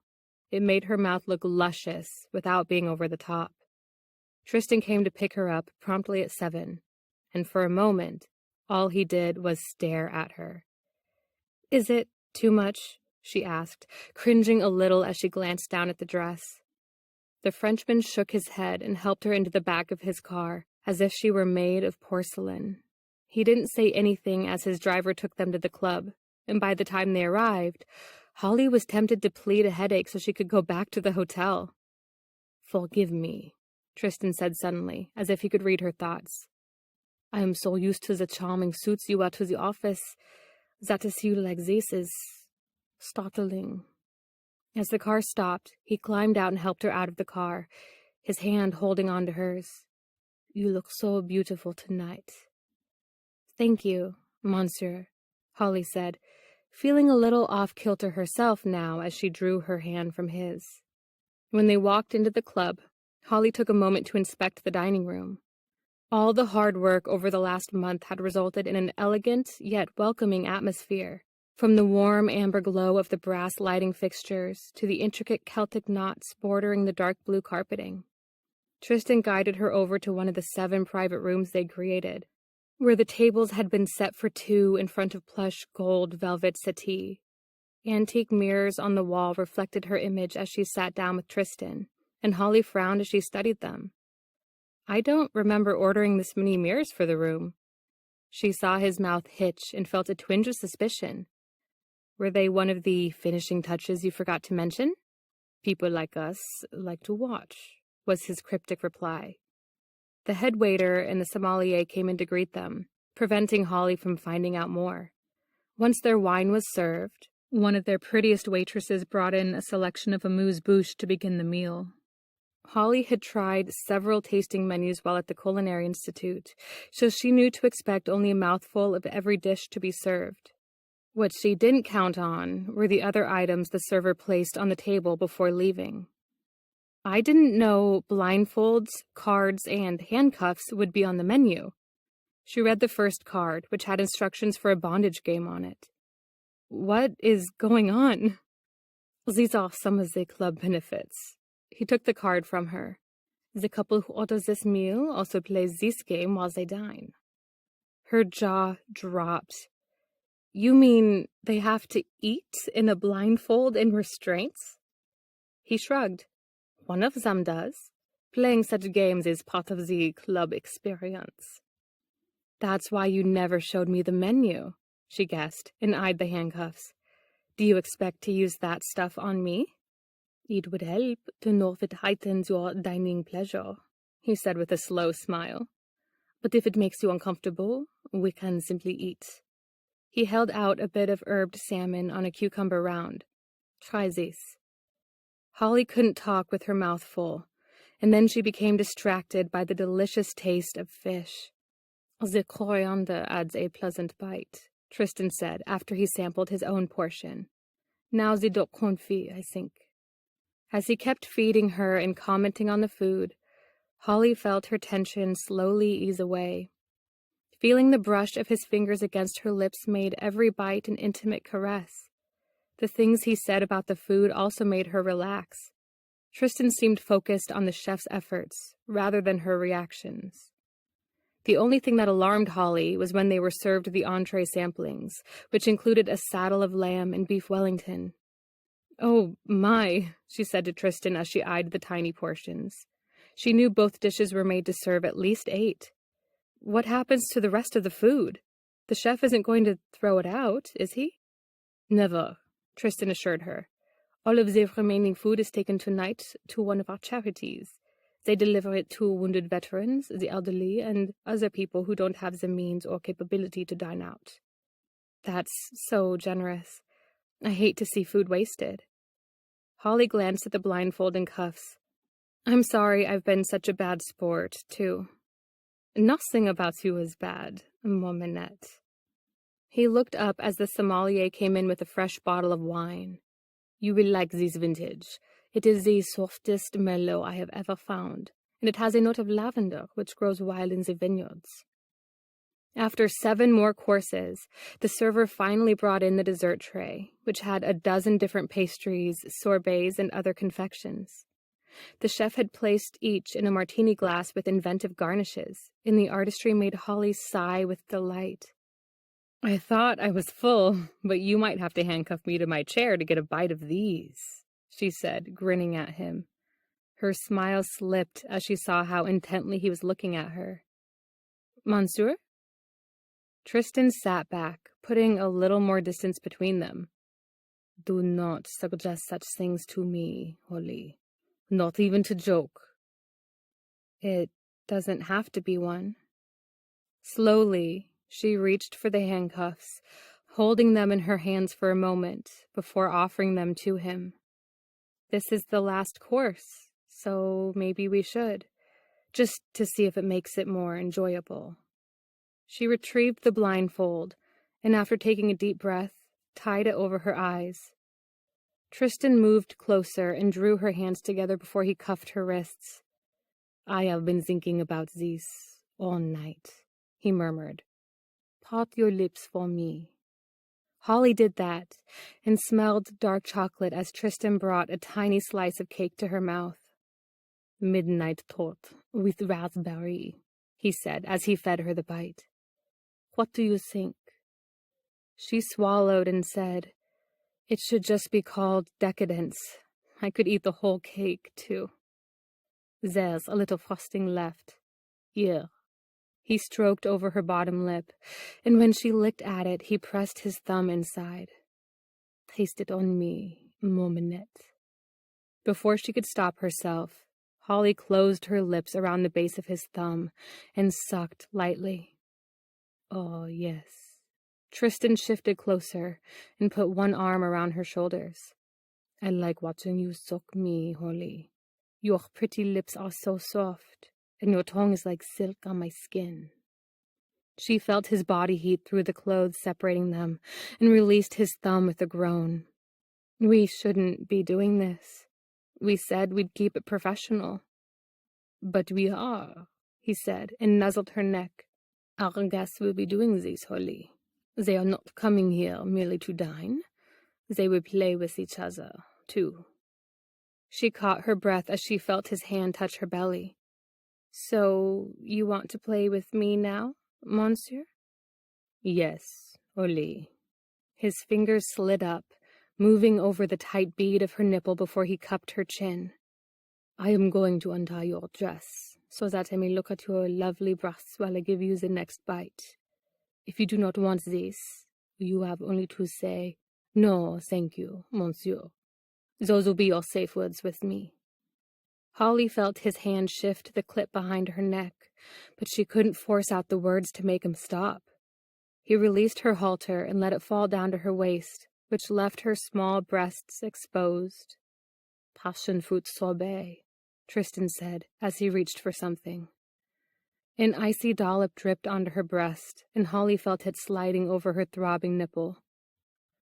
My mouth is up here, she whispered, and then groaned as she felt his tongue on her skin, licking away the frozen confection. Oh, monsieur. Tristan muttered something as he covered her peak with his mouth and began to tug on it, his hand moving down to stroke her thigh. Someone walked into the room. I see you are enjoying the last course, a deep British voice said. Will there be anything more tonight, sir? Holly cringed as Tristan sat up. He made no move to cover her, so the chef obviously could see her breasts, too. The shame of being caught half-naked made her lift her bound wrists to try to cover herself, but Tristan drew her hands back to her lap. My little kitten is very shy, he said to the chef. She loved each course, however, and so did I. Bravo, chef.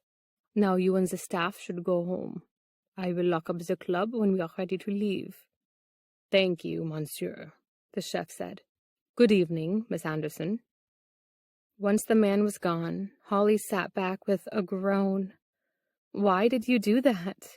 Now the chef thinks I'm a total slut. He thinks you have beautiful breasts, Tristan countered, stroking her thigh with a calming motion. He could not take his eyes off them. He wanted to come closer, perhaps to touch them.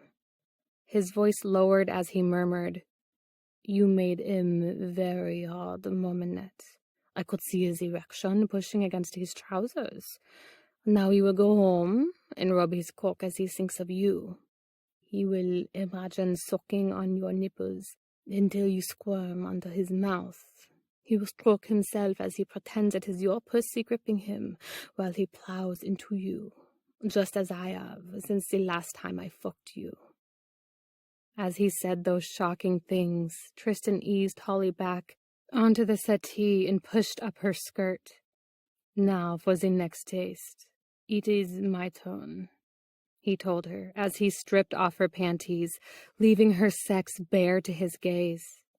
He rubbed something silky and warm against her folds, and then she felt his breath on her thighs. Mango mousse, he told her, an instant before he buried his mouth against her pussy. Holly arched her back and cried out as he began lashing her with his tongue, tasting her as much as the dessert before he separated her folds with his fingers and sucked on her hard, pulsing clit. He lifted his mouth only to apply more of the mousse to her sex before feasting on her again. Oh, please, she begged, writhing under him. Please, you have to stop. We can't do this here. Tristan sat up and moved away. Very well. I will call for the driver. No, Holly jolted upright. I mean, I want you, but I can't have sex in a restaurant. She ducked her head. You know what I mean. This is exactly what wrecked my life back in Chicago. But this time, I am your boss, Holly. I will not fire you for giving into your desires with me. Tristan dragged her close and removed her blindfold. Our club members will come here to dine and play and even fuck if they wish. As I wish to right now, with you. Just as you want me to be inside you, to pleasure you, and to be helpless to stop me. Holly flinched as he swept all the dishes from the table and found herself bent over it. I can stop you, she cried out as he slapped her bottom hard enough to sting. All I have to do is say the safe words. Then you should say it now, Tristan spanked her again, because I'm finished waiting for you to come to your senses, and to me. In a moment I'm going to put my big, hard cock into your pussy and fuck you until you come all over me. Holly closed her eyes and shivered as she heard him unzip. In a moment, it would be too late to back out. Then he rubbed the thick bulb of his cockhead against her wet, aching folds, and she felt her breasts swell against the tablecloth. I hear no safe words, he said, his voice like a purr. He muttered something else in French as he pushed into her, spreading and penetrating her so slowly it made her groan. Ah, Ollie, you are so wet and tight. You have let no man touch you since we were together, I can tell. You waited for me. You waited for my big cock, didn't you? With one hard, deep thrust, he filled her, and they both shook as the sensations it caused blasted through them. Holly felt the table rock under her as Tristan began plowing in and out of her, his thick shaft ruthless as it stroked her fluttering softness. The desire burning in her belly blazed even higher as Tristan bent over and cupped her breasts, squeezing them hard as he was fucking her. There, my sweet Holly, he crooned as he worked inside her pussy. I have waited too long for this, and this. Yes, you like that? You are starved for me, too. Well, No more. No more will I wait and play the gentleman and never touch you. I will give you what you want, what you need, as much as you can take. Can you take it? He plowed deeper. Does your pussy crave my cock? Yes, monsieur, she gasped, lifting her hips on his next brutal thrust to welcome him. It made the merging of their sexes so perfect that tears sprang in her eyes. It's yours. Whenever you need me, I'm yours. Tristan pounded into her, crouching over her so he could press his cheek against hers. Their breath mingled as he pinched her nipples, and he breathed in her whimpers before he said, You give me your pleasure. Make me come. Squeeze my cock hard now. Holly's climax slammed through her, making her stiffen under him as she gripped his shaft inside her body and began milking it with the rhythmic contractions of her explosion of delight. Yes, yes, Tristan panted the words as he pulled her hips back against his. You are making me come. Oh, yes. Here it is. Take it from me, Holly. Take it in your tight little pussy. It is so good on me. With a groan, he pumped deep into the center of her pleasure and shook. Holly clasped him tightly, glorying in the feel of his jetting cock and the warm wetness of his seed flooding her. The satisfaction felt so intense that Holly never wanted to move again. She could happily spend her life pinned under Tristan Beaumont, her body helpless and naked beneath his, and his still hard cock filling her completely. That realization made a sob spill from her lips. He lifted her from the table, disengaging their bodies before he turned her and held her against his chest. No, Mominette, do not cry, for then I will, and it will make my nose swell. She uttered a watery chuckle as she looped her cuffed wrists over his head. We can't have that, monsieur. Her lips trembled for a moment. I'm always such a mess with you, while you only make me feel wonderful. You should fire me, too. He shook his head and kissed her brow before he looked into her eyes. I want to take you back to my hotel now. I have a very large bed and silk ties, and a case of that luscious Bordeaux you brought to me in Chicago. I drink a few sips every night, hoping I will dream of you. Maybe this was all a dream, Holly thought. If it was, she hoped she would never wake up. Yes, monsieur, I would like that. Tristan woke from the finest sleep he'd had in weeks to find a mop of fiery auburn hair on his bare chest. His arms came up around Holly's slim body, and he held her as he relished the softness of her skin against his. The sun streaming in from the windows gilded them both, and made him imagine what it would be like to take her in the daylight outdoors, perhaps in the middle of a field of wildflowers. She nestled against him, smiling a little. I don't want to get up and go to work. You work for me, he reminded her. I'm giving you the day off. Holly's heavenly blue eyes fluttered open, and she lifted herself up to stare at the clock by the bed. That's good, because half of it is already gone. She rested her chin on his chest. What will we do for the next 4 hours? The sweetly sexy smile she gave him made Tristan's cock stiffen. After last night, I thought you would be exhausted. That was kind of a mind-blowing sex marathon, Holly admitted, and then shifted down, kissing her way to his navel. I should make sure you're okay. He was more than okay, especially when she nudged his thighs apart so she could lay between them. His eyelids drooped as he watched her studying his erection. I feel a little stiff there, he joked. Holly nodded and wrapped her fingers around his shaft, caressing it lightly. You feel all hard and tight. She pressed her pursed lips against his straining cockhead. Does that feel better? A little. He propped himself up with another pillow to watch her. Do it again. Her eyes gleamed as she glanced up at him. I'm not sure I can. Maybe you could help me and tell me what to do. Tristan cradled her head with his hand, urging her mouth down onto his shaft. Part your lips for me. I want you to suck on the tip. Yes, that's the way. He watched her mouth work on his thick cockhead and felt a surge of hot desire well in his balls. Now take a little more. That's right. His fist tightened in her hair as the hot, wet suction of her mouth inched down his shaft. Holly's pleasure spilled around his cock in little moans from her throat, and he pushed back at them, feeling the vibrations dancing along his shaft. Turn around on me, he told her. I want to kiss your pussy while you suck me. Holly released him and reversed herself, presenting her bottom to him as she returned to her suckling of his cock. Tristan stroked the tight curves of her buttocks, admiring the faint patches of pink left behind by his last spanking before he spread her and inspected her sex.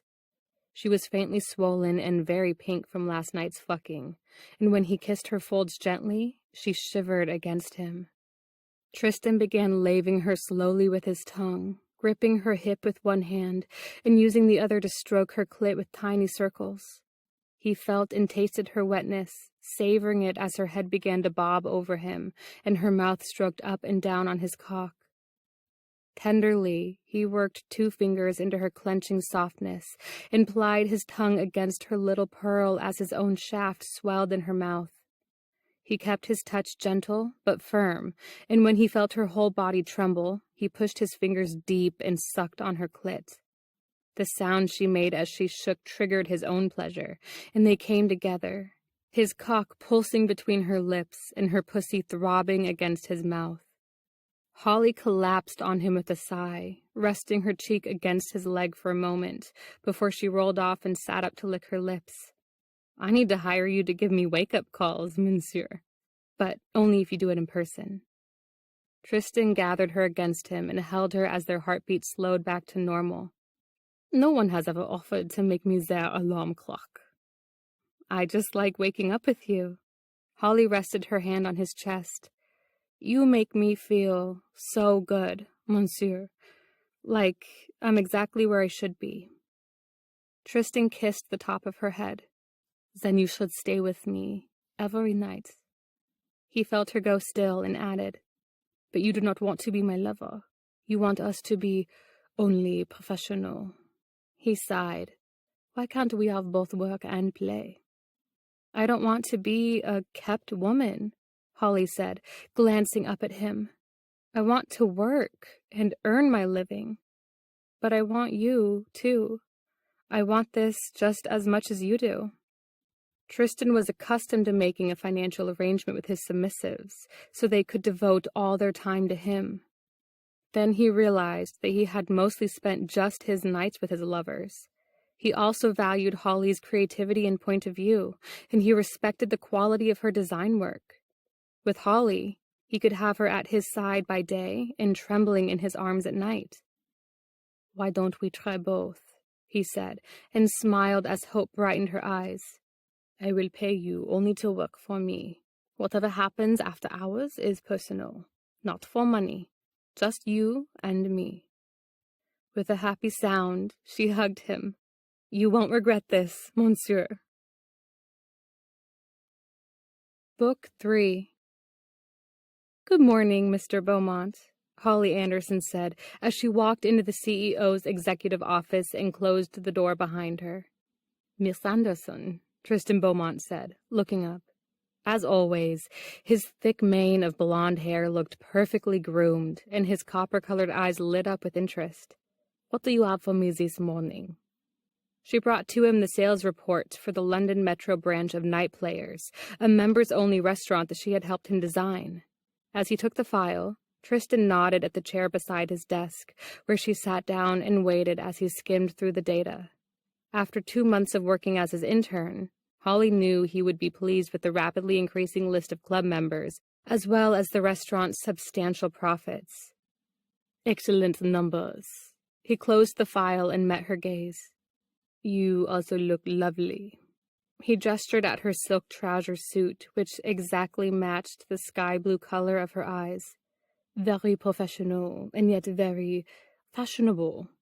You should know, Holly told him, smiling wryly. You bought it for me. I like you to dress chic, mon minette. He sat back. But I asked you to wear the rose dress today, did I not? She felt a tiny surge of dismay and excitement. Yes, you did, monsieur. I'm sorry. I forgot. Is that so? He reached over to caress her cheek. You have a very good memory, my Holly. I think the truth is that you wish to defy me. The intercom on his desk buzzed, and he answered it with, Yes, Miss Whitfield. Mr. Philippe Sartène on line 1 for you, sir, his very proper British secretary replied. Thank you, Tristan said. Please hold the rest of my calls for the next hour. To Holly, he said, I must take these. She got to her feet. Of course. No, you will stay. He gestured for her to sit back down and put his wireless headset on as he came around the desk and walked over to the door.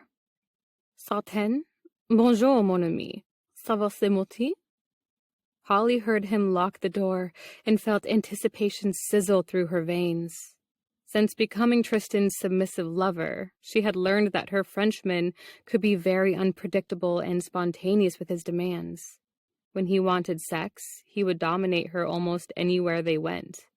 From a private room at the club to the back seat of his limousine, Holly never knew where he might tie her up and ravish her.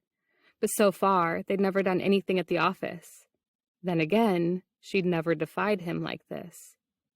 She hadn't worn the rose dress on purpose, just to see how he would react. As he spoke to his caller in rapid French, Tristan came back to the desk and drew Holly to her feet. He drew off her jacket and unbuttoned her blouse, his eyes never leaving hers as he unclipped her bra. We must speak in English now, my friend, he told his caller as he sat down and pulled Holly onto his lap. My assistant is here, and she does not speak French. I want her to know what I am saying to you. Holly muffled a moan as Tristan's clever, long-fingered hands covered her small, firm breasts, and his thumbs began stroking her tightening nipples. Yes, she is very beautiful, he murmured as he gently tugged on her peaks. She has long hair, the color of autumn fire, eyes like the bluest patch of heaven, and skin so white and soft it makes the angels jealous. He unfastened her trousers in the front and pushed her forward. Ah, yes, you would think her very slender and graceful. When she moves, it is like watching a ballerina. Holly braced herself against the edge of the desk and lifted her hips as she heard him unzip his pants. She shivered as she felt him pull down her trousers and panties and rub the full bulb of his erect penis against her dampness. Naturally, you may meet her, but she is not for you, Tristan told the man on the phone. She is my little kitten now. And as you know, I am very possessive. He pressed into her until he had lodged his cockhead inside her tight opening. Yes, and selfish. Tristan gripped her hips, thrusting up into her softness as he worked her over him. Holly's face flamed as he kept talking to his friend while he was actually fucking her. All she had to do to stop him was use her safe words. No, thank you, monsieur. But a dark thrill rose inside her to sweep aside the shame and made herself shake and clench around his pumping shaft. I must attend to urgent business now, mon ami, Tristan said as he yanked Holly down on his thick length, burying himself in her to his root. What was that? Oh, yes, your party. Perhaps we will see you there tonight. Au revoir. Tristan ended the call, took off his headset, and lifted Holly off his lap. Before she could blink, he turned her, put her on her back on his desk, and drew her trousers and panties off. When her legs were bare but for her pumps, he brought them up over his shoulders and crouched over her, his eyes blazing as he fisted his girth and brought it back to her slick folds. Look at me, my lovely one, he crooned, and plowed into her with one long, slow thrust.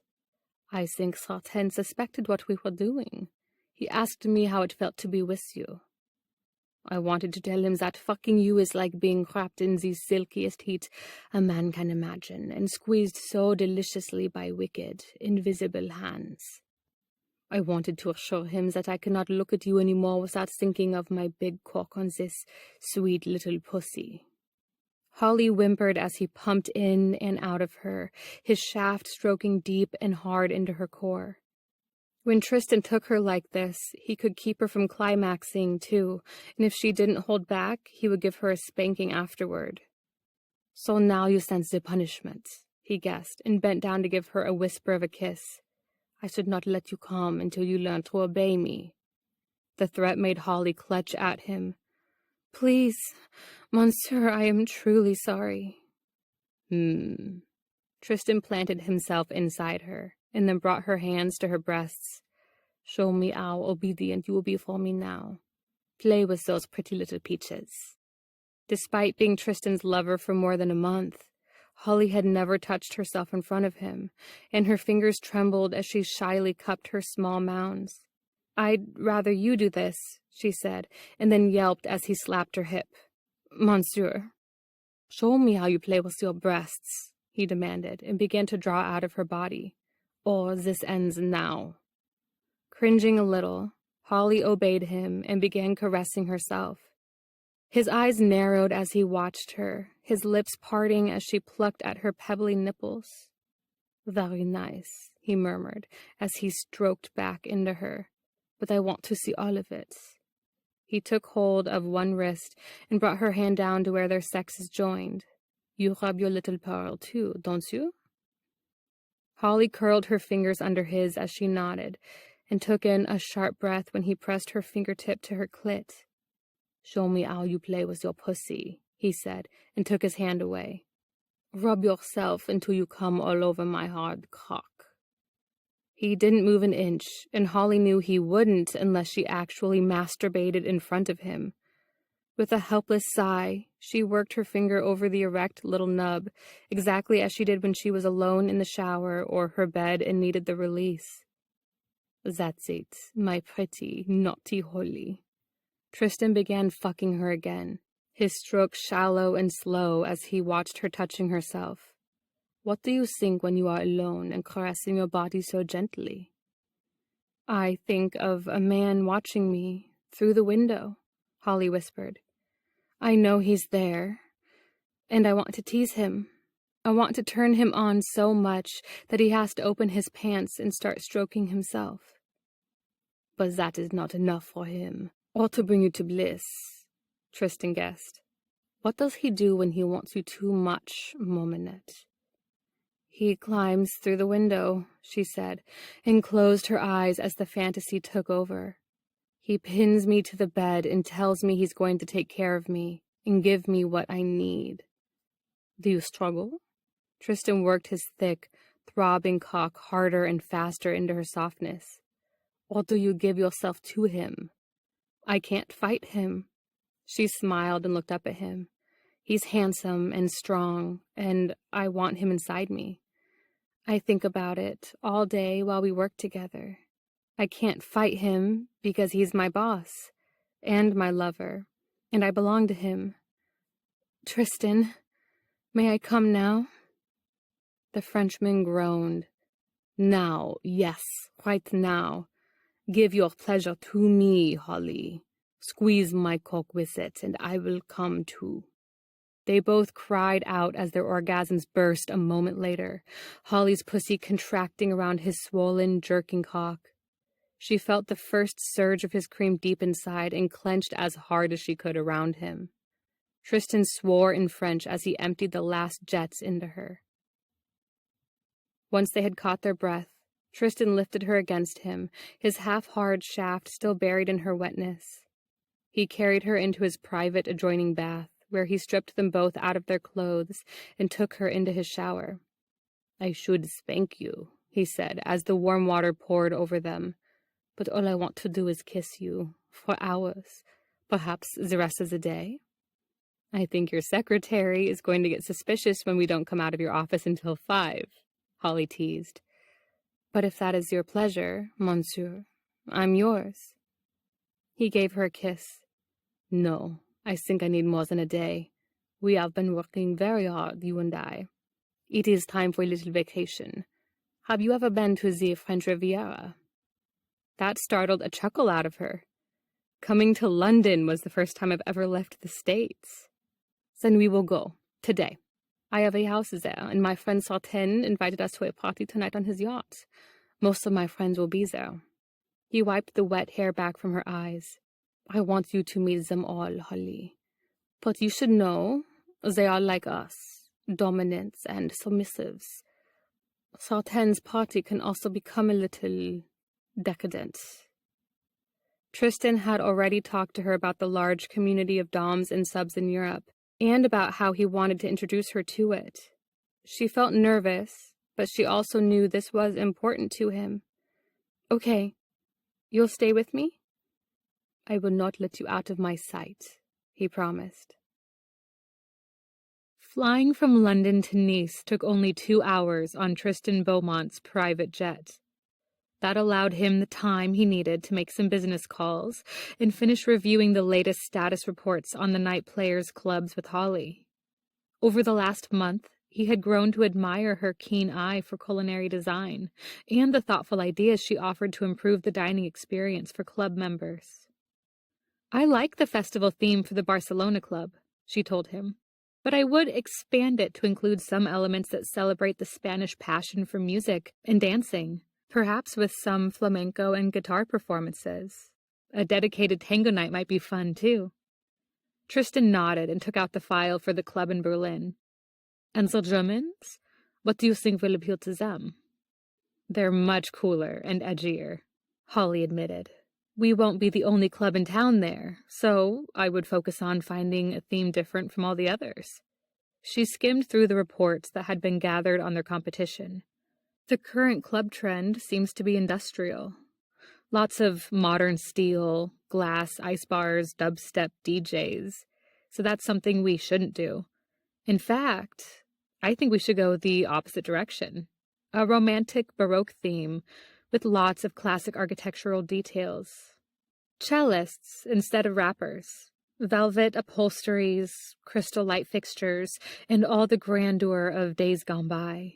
Allow them to feel they've escaped the hard, cold world for a while by stepping back in time into an age of gentler, elegant decadence. Tristan wondered if his lover even realized how brilliant she was. I'm going to have to start paying you more. She grinned. Maybe we can take it out and trade. After serving them a light brunch, the flight attendant left them alone, and Tristan reclined so he could hold Holly and relax. She curled up against him and promptly fell asleep, which amused him, but also gave him time to think. Tristan had not planned to fall in love with his little American, but denying it was impossible now. Holly was not only the perfect submissive, but also a strong, intelligent partner who suited him on every level. He hadn't even looked at another woman since he'd met her, a first for him. Even the blue-blooded heiresses his parents kept parading in front of him in hopes he would marry one were not half as warm or loving as Holly. The landing in Nice roused Holly from her slumber, and Tristan muffled her apology with a gentle kiss. I like when you fall asleep in my arms, he said. And now that you are rested, you won't feel grumpy. She wrinkled her nose. Is that against the law in France? Only for beautiful Americans. He touched her cheek. So for the next week, you must seek whatever makes you happy. As the flight attendant came out of the back of the jet, Holly whispered, Then we didn't have to leave London, monsieur. Once they disembarked and went through customs, Tristan collected their luggage and escorted Holly to where his chauffeur waited, with the elegant vintage rolls he used while in Nice. Armand will drive you wherever you wish to go while you are here, Tristan said to Holly, after he introduced them. You will provide you with keys to one of my sports cars if you prefer to drive yourself. How many cars do you have? Holly asked, after they got in the back of the rolls. Only 3. He laced his fingers through hers. Have you ever driven a Ferrari? She chuckled. No, monsieur, and I don't think I would dare. I've also never ridden in a Rolls. She caressed the dark leather seat. I don't mean to be gauche, But this is such an amazing car. My grandmother left it to me, Tristan said. It was her favorite, and she knew I would never sell it. Because it reminds you of her, Holly guessed. She must have known how much you loved her. His grandmother would have adored Holly, Tristan thought, and suddenly a hot wave of desire crashed over him. In that moment, he wanted to push her down on the seat, strip her bare, and kiss every inch of her pale, delicate skin. She seemed to sense his wild desire, too, for her eyes darkened before she glanced out the window. Tristan bent his head to hers and breathed in the light scent of her hair. I can wait until we are alone, Mominette, he murmured. But look at me like that again, and I will love you right now while Armand listens and watches in the mirror. She shivered a little. Yes, monsieur. Being whisked off by Tristan to the French Riviera already seemed overwhelming to Holly, who couldn't quite believe she was seeing all the houses painted in sherbet colors and built with such gorgeous architecture that each one seemed like it should be a national treasure.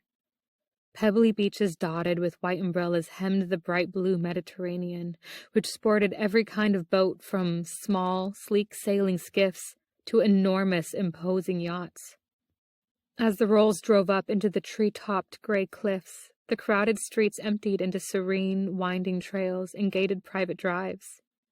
Armand stopped outside a wrought iron gate to input a code on a keypad station, and when the gate silently opened, they drove up to a large terraced mansion made of ivory stone and staggered green tile roofs. A gilded fountain made of swans splashed merrily as Tristan helped Holly out of the car, and everywhere she looked, she saw huge beds of ferns, blooming flowers, and fruit trees covering the pristine grounds. Welcome to Montreuil, he said. What do you think of my house?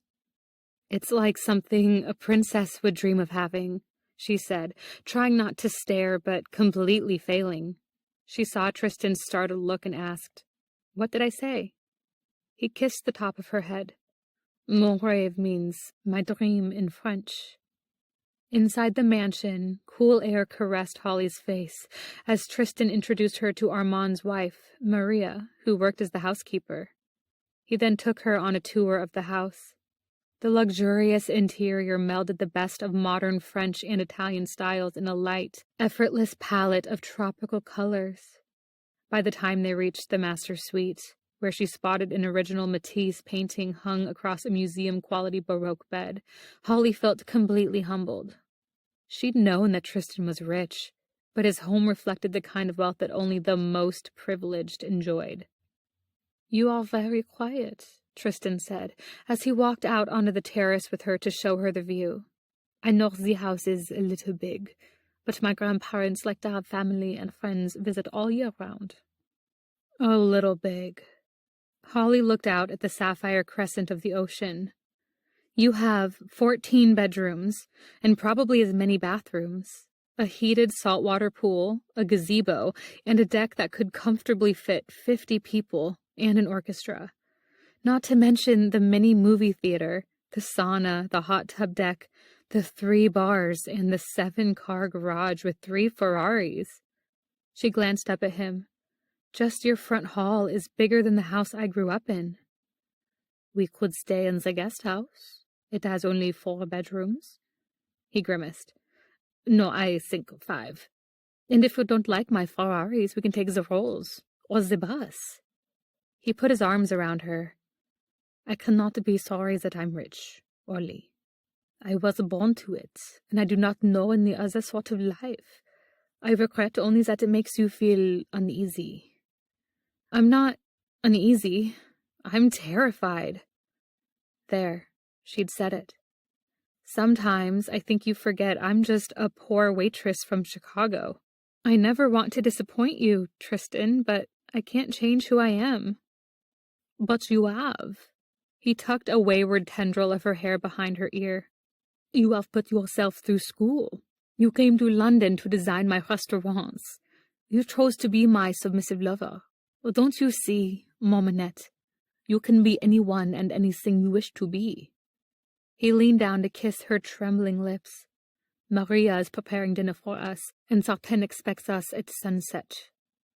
Leave the waitress from Chicago in your suitcase, and come and be with me as my Holly. His confidence in her made Holly feel better, and she nodded and returned downstairs with him to have a glass of wine by the pool.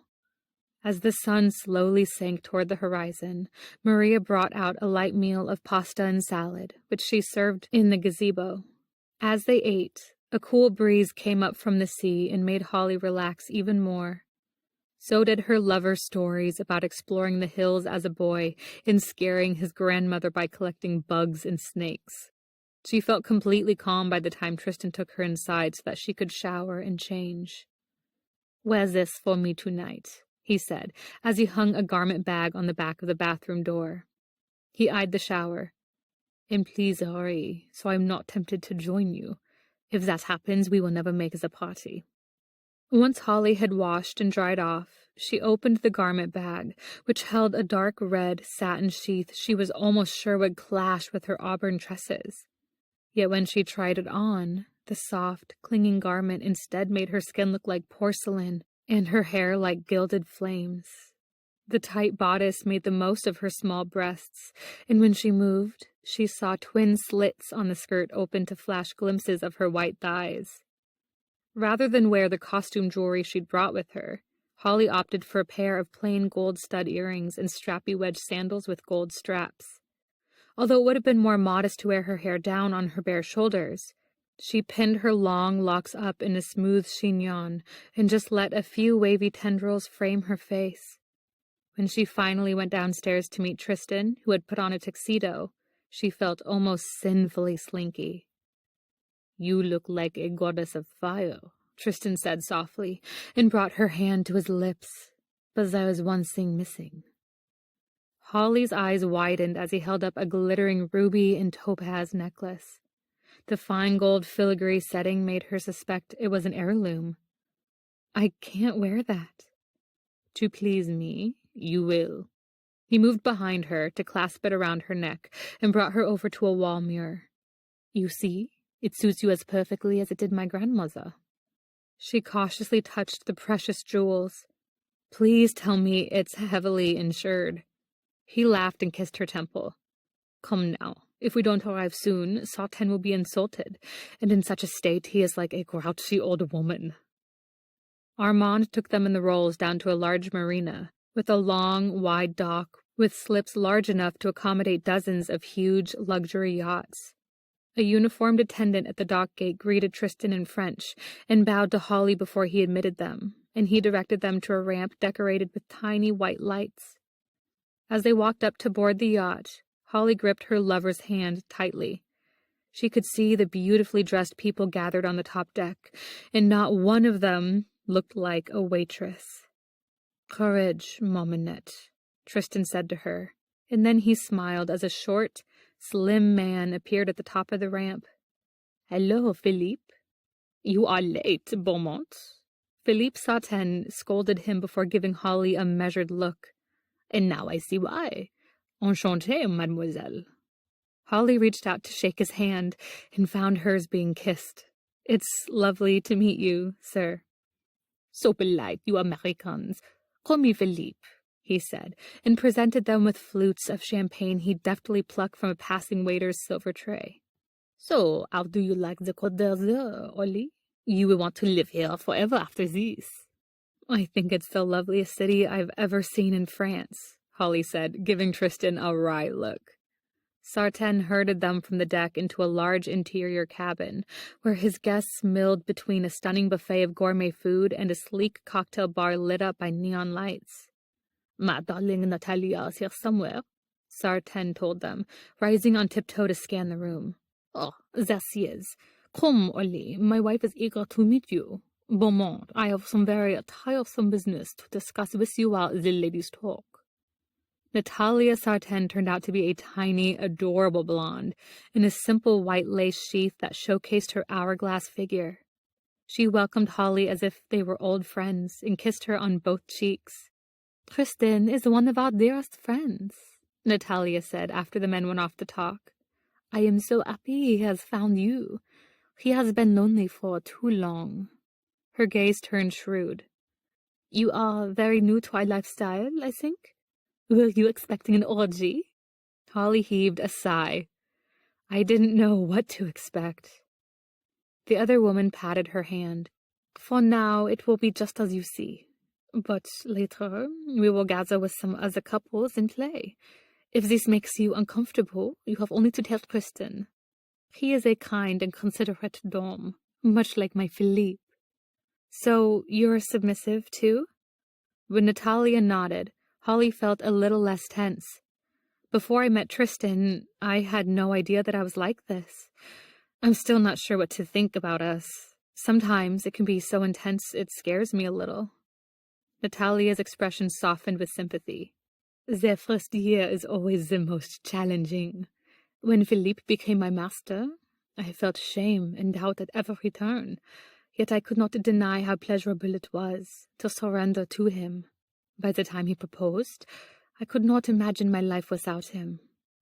Holly looked over at Tristan. I know what you mean. Natalia introduced her to some other submissives at the party, all of whom were nice, but also inspected Holly with decidedly narrow looks. Tristan is a big catch, the other woman told her after one slightly miffed submissive left them. There are many noses out of joint tonight. I haven't actually caught him, Holly admitted. I work for him, and we're lovers, but that's all there is to our relationship. I think not, Natalia said firmly. Before you, Tristan has never invited a woman to stay at Monterey with him. You are the envy of every submissive in Nice. An hour later, the party began to thin out, and Natalia went to retrieve her husband to bid their departing guests farewell. Tristan found Holly on deck watching the lights of the boat still out on the water and put his arm around her waist. Sartain wants a night players club here in Nice, but on the water, he told her. He offers to supply the yacht, for a percentage, of course, but it could be an interesting venture. He hesitated before he added, If you would rather not stay, we can return to the house now. I'm a little nervous, but I'd like to stay. She turned to face him. I'm just not sure how much I want to play. You have your safe words, he reminded her, and caressed her cheek. I will not permit anyone to touch you against your wishes. I do like to play with others watching, but only if it pleases you. When she nodded, he grinned. You are a delight, mon minette. The more intimate gathering took place later, in an opulent stateroom below deck, where Natalia, Philippe, and several other couples from the party welcomed them. Soft jazz music played in the background as a waiter brought around a tray of drinks before discreetly withdrawing. Natalia placed a crystal bowl filled with folded slips of paper on the small table in the center of the room. Every submissive must take one slip tonight, Philippe said, and do what is printed on it with their partner. Or if they are feeling adventurous, they may select another submissive from those who are willing to play. If you do not care for what is on the slip, you may return it to the bowl and take another. The way everyone immediately looked at Holly made her cringe a little, but Natalia gave her a reassuring nod as she went to retrieve a slip. Mine says I must bear something for my dom to kiss and suck. She glanced down at her closed-toe pump. Philippe does like my toes very much. As everyone groaned, she smiled primly and went to sit on her husband's lap. Yet he likes another part of me more. She slowly slid down her lace bodice until her large, pink-tipped breasts were exposed to everyone's gaze. Holly felt a jolt of surprise when Philippe bent his head to his wife's chest and began ravishing her nipples with his mouth and tongue. Natalia looked over his head at her and smiled as her eyelids drooped, and she began to moan. Another woman retrieved a slip from the bowl and bent over her partner's knees, raising her skirt to reveal her bare bottom, which her dom began to spank. In between slaps, he rubbed her folds and even sank one finger into her pussy, pumping it in and out a few times. Tristan didn't push Holly to take her slip, but watched the other doms and subs around them playing their intimate games. One submissive brought another over to her dom and began kissing and caressing her as he gave her instructions on how to touch the other woman. Shocked, but painfully aroused by all the intimate play, Holly finally forced herself to her feet and went to the bowl. She took out a slip and brought it to Tristan. "I'm almost afraid to read it," she whispered. He unfolded it, smiled, and then showed it to her. "Let your dom make you come with his fingers," Holly read and took in a deep breath. "Do we have to be naked for that?" "No, Mominette." Tristan turned her so that her back faced him and eased her down onto his lap. He reached into the side slit of her skirt and gently rubbed her thigh. "Spread your legs for me a little." Holly obeyed him and sighed as she felt him slip his fingers into her panties. Her dress was just long enough to keep anyone from seeing what he was doing, although it was obvious from the movements his hand made under the red satin. Then she felt his fingertip part her folds to stroke over her throbbing clit and squirmed against his hand. "You must hold very still while I finger your sweet pussy," Tristan murmured to her. "Or I will not let you come until everyone else has finished playing." Her cheeks flushed as she nodded and leaned back against his chest. An older man sitting directly across from them watched Holly's face as he unzipped his trousers and directed his submissive's head to his crotch. As she began to bob her head over him, the man let his gaze drift down to Holly's skirt. Tristan rubbed little circles around her pulsing clit as he murmured to her, "I think our friend over there is hoping to see me pull down your panties and bear you to him. He is the only one in the right spot to see under your skirt, and he knows it. He wants it to be a little private show, just for him. Would you like that, Holly? Would you like him to see how wet and pink you are for me?" She should have said no, but the word slipped out of her before she could stop it. "Yes." Her lover eased down her panties until they fell to her ankles, and Holly spread her legs a little wider. The older man's lips parted, and he cradled the back of his submissive's head as he stared across at Holly's sex. Tristan began playing with her clit again, using 2 fingers to caress the hard nub while he stroked her thigh with his other hand. "Our friend likes this very much. He has his lover's mouth on his hard cock, and the pleasure of seeing me finger your soft little jewel.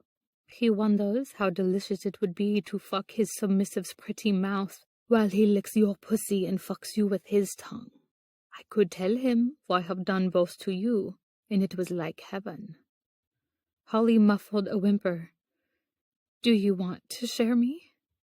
"With a man? No." He looked over at Natalia and Philippe, who were also avidly watching them. "But I would not mind having a little help from a lady eager to play with you." Natalia met Holly's gaze and smiled so hungrily at her that she shivered. "What will she do to me?" Holly asked timidly. "I want to show her your little breasts and see her touch them," Tristan said. "Philippe also enjoys seeing her play with another woman. Or would you rather I not bring her to you?" As shocking as his request was, Holly knew it would please him and his friend. She also felt she could trust Natalia, even in such an intimate situation. "If that will please you, monsieur, I will let her touch me." A moment later, Natalia came to sit beside them, and Tristan turned Holly to face her. "If you wish me to stop, say so," the other woman said, as she caressed Holly's shoulders and then reached for the edge of her bodice. Having her breasts exposed by Natalia while feeling Tristan stroke her clit nearly made Holly come on the spot. She held back her pleasure and trembled as the blonde's small hands cupped her bare mounds, which she seemed to find enchanting. "You are so firm and delicate," Natalia said, as she gently pinched Holly's puckered peaks. "I could play with these gorgeous little tits for hours." She glanced up at Tristan. "I can feel how she throbs. May I use my mouth on her, monsieur?" "Yes." Tristan pressed one long finger into Holly's pussy. "Suck on her breast for me, Natalia." The pumping of Tristan's finger into her softness and the wet tugs of Natalia's mouth sucking her breasts made Holly shake all over. A woman was touching her, nipping at her and massaging her, all while her lover played with her pussy and finger-fucked her. It was too much for her. "May I come, monsieur?" Holly begged. "Wait," Natalia said, and lifted her mouth to bring it to Holly's while she squeezed her breasts with her hands. "Now, while I kiss her, Tristan." Holly didn't resist Natalia's hungry mouth, but instead opened for her and allowed Natalia's tongue to glide against hers. She gasped as Tristan worked his thumb over her clit steadily, and then the rough caresses of Natalia's hands and lips sent her to the peak. It was the deep, hard thrust of his fingers into her pussy that pushed her over the edge, and she cried out as a hot, dark bliss exploded in her breasts and belly. Natalia swallowed the sound and kept kissing and massaging her until Holly went limp. Natalia drew back after kissing both of Holly's cheeks. "She is incredible, Tristan. So much passion." She met Holly's dazed look. "If we were free, sweet one, I would tie you to our bed and keep you as our plaything. I would feast on you." "But she is not my greedy wife," Philippe said, and drew his wife to her feet. "Now come to our bed, so I may fuck you and give us both relief." After the Sartans left, the rest of the guests straightened their clothes and prepared to leave. Holly decided to step out of her panties, which the older man across from them retrieved before she could stop him. He said something in French to Tristan and bowed to Holly before tucking her lingerie in his pocket and leaving. "It is a souvenir for him," Tristan explained as he led Holly up to the top deck. "He will send a replacement pair. New, of course." She smothered a giggle. "I should hope so." She glanced down at the thick, swollen ridge at the front of her lover's trousers. "Now, I think it's your turn, monsieur. Could Armand take the long way home?" Tristan grinned. "He can be persuaded." Holly opened her eyes and looked at the ornate canopy over her head, confused for a moment. Then the events of the previous night came flooding back, and she sat up to see the other half of the bed empty. Tristan had woken early, no doubt to be with his parents and sister. Holly dragged herself out of the bed and went into the bath to wash up and dress. After leaving the Sartans' yacht, she'd played again with Tristan in the back of the rolls. Armand, who she suspected was a psychic, had thoughtfully raised the privacy screen as soon as they were in the car, which allowed her to suck her lover's hard cock slowly and thoroughly until he came in her mouth with a grateful groan. When they arrived at Montreuil, however, Tristan frowned at 2 luxury sedans parked by the garage. "We are visitors," he told Holly, as he zipped up and helped her straighten her clothes. "You go upstairs, and I will deal with them." As she stood under the shower, Holly remembered the tense introductions to Tristan's parents and older sister. The Beaumonts were both elegantly dressed and looked down their noses at her, while Annabelle made a point of eyeing Holly's disheveled hair and slightly swollen lips. Before Holly got all the way upstairs, she heard the mother and the sister both speaking sharply in French to Tristan. When he'd finally joined her in the master's suite, Tristan apologized for their rudeness and told her that his family would be staying for a few days. "I could go and stay at a hotel in town," she offered tentatively. "No, Mominette, for you were invited. They were not." He drew her in his arms. "We will tolerate them until they go, and then I will chase you naked through the halls." After she finished washing up, Holly dressed in her most conservative outfit before venturing downstairs. Maria directed her to the dining room, where the Beaumonts were having breakfast. As she entered the grand room, Holly expected to see Tristan, but he was mysteriously absent. "Come and join us, Miss Anderson," Pierre Beaumont said in his deep, stern voice, and indicated a chair beside his daughter. Holly smiled and gingerly sat next to the French woman, who looked like a feminine version of Tristan, with her fair hair and vivid brown eyes. "My brother has gone into town to get a prescription for my mother," Annabelle told her. "He will return in an hour or so." "You work for him?" he said. Holly nodded and briefly described her internship with the company. As she talked, she noticed Tristan's mother completely ignored her to speak in French to his father. Don't mind my parents, Annabelle said, as she followed Holly's gaze. They tried to be polite to all of Tristan's little tots, but they find your presence here distasteful. I did offer to leave last night, Holly countered. Your brother wouldn't hear of it. Yes, he can be that way. I think he likes to shock my father with his affairs. Annabelle took a sip of her tea and leaned close to murmur. Your presence here is only temporary. If you aspire to more than fucking my brother in the strange ways he prefers, for whatever reward he is giving you, you will be very disappointed. The woman was basically calling her a gold digger. Actually, I do it for free, she said calmly, but it's nice to know I could charge a rate. Annabelle's nostrils flared. Did you perhaps mention to him that you are used to depending on such things? I understand that your grandparents put you in state care for a time because they could not afford to pay for your keep. 2 years, wasn't it? Holly stiffened. How could you know anything about that? I made a few phone calls last night, Miss Anderson. Tristan's sister smiled snidely. It is tragic that you lost your parents when you were so young. But then, people of your class are ever poised on the brink of disaster, aren't you? Holly placed her napkin on the table by her plate and stood up. Excuse me, she said to the Beaumonts. I'm not very hungry. Enjoy your breakfast. She started to head back upstairs when Tristan's father intercepted her.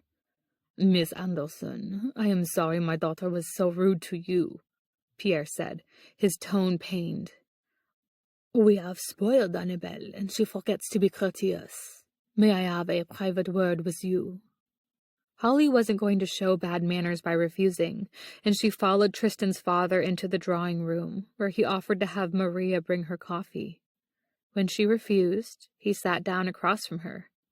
I confess we were not expecting to find you a residence, the older man admitted. We came to Nice so that we might introduce our son to a suitable young woman who happens to be vacationing here. Her jaw dropped. Excuse me? We hope Tristan will marry well, in order to preserve the company as well as our family legacy.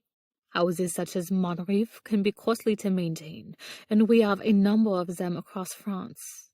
Pierre sighed. People of our station expect a great deal from their spouses.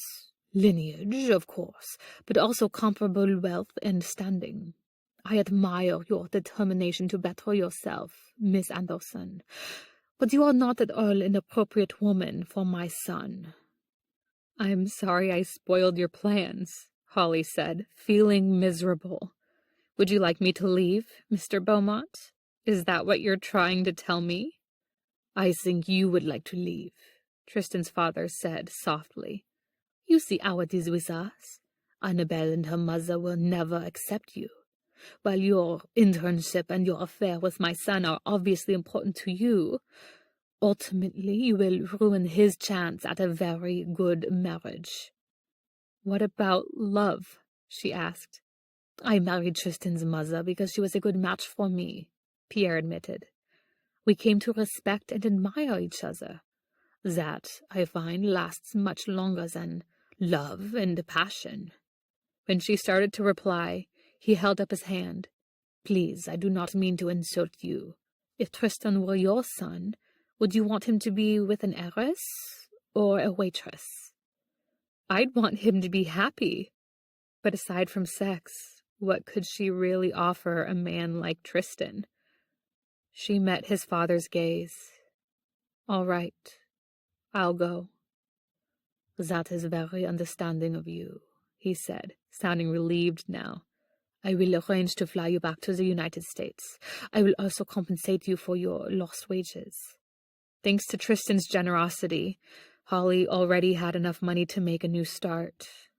That won't be necessary, although I will accept the plane ticket. What are you going to tell Tristan? Leave him to me. He stood up and held out his hand.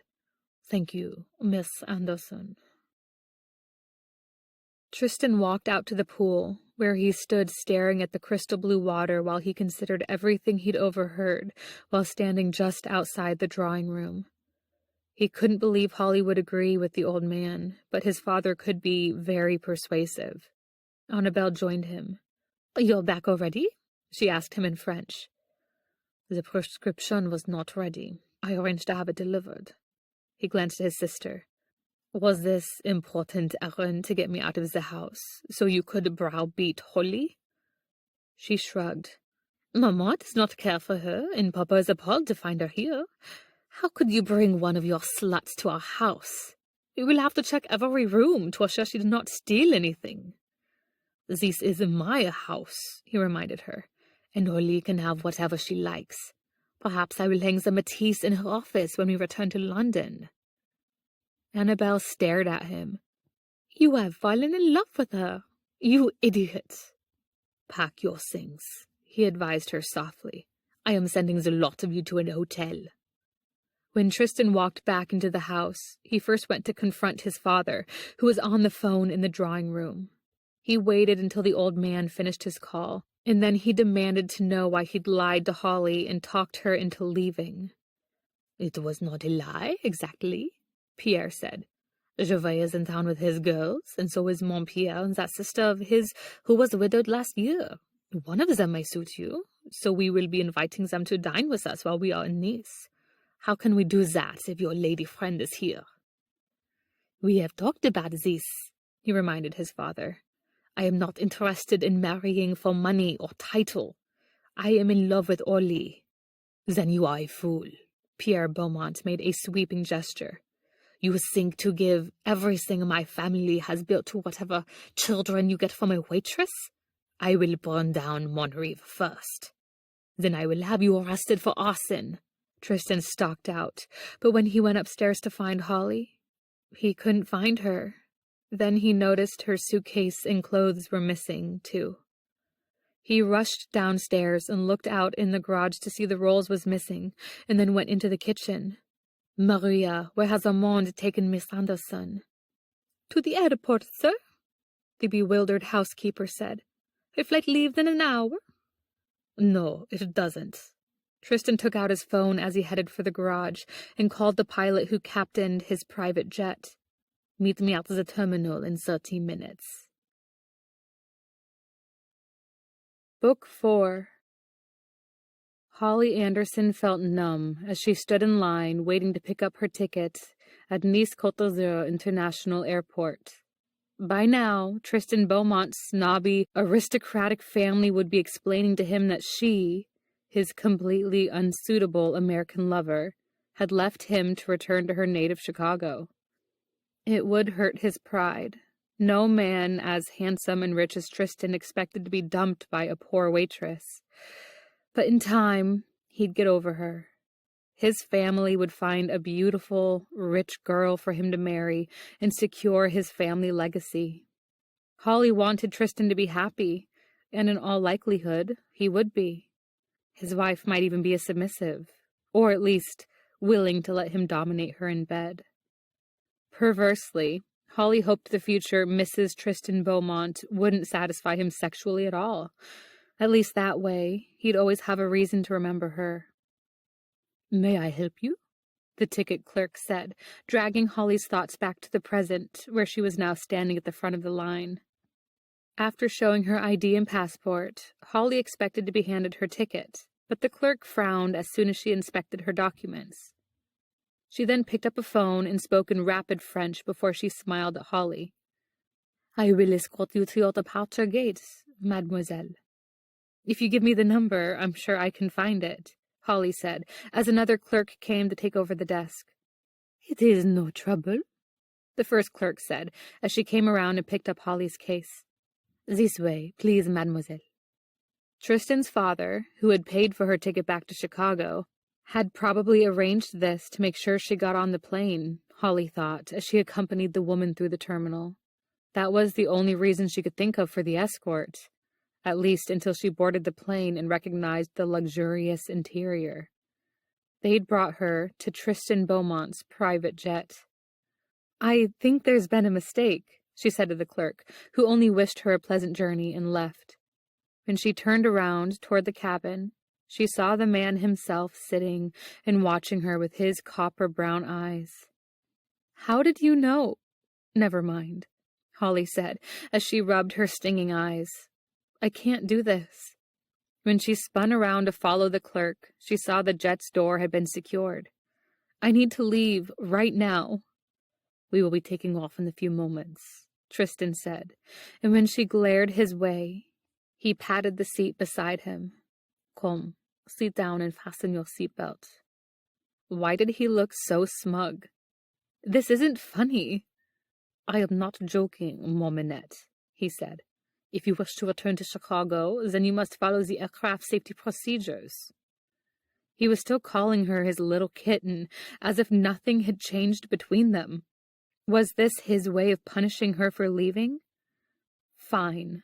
Holly's shoulders drooped as she went to sit in the seat across the aisle from him, and closed her eyes as the jet's powerful engines started.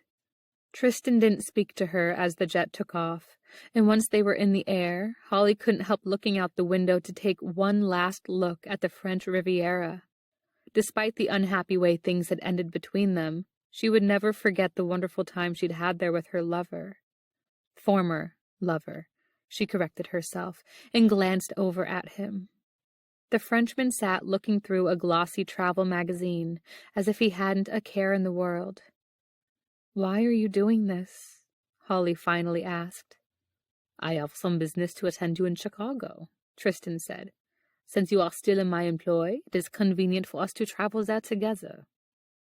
She couldn't believe he was behaving like this. "I am not working for you anymore. I left you. I resign." He nodded. "I will need that in writing. Your internship agreement also requires you to give a week's notice."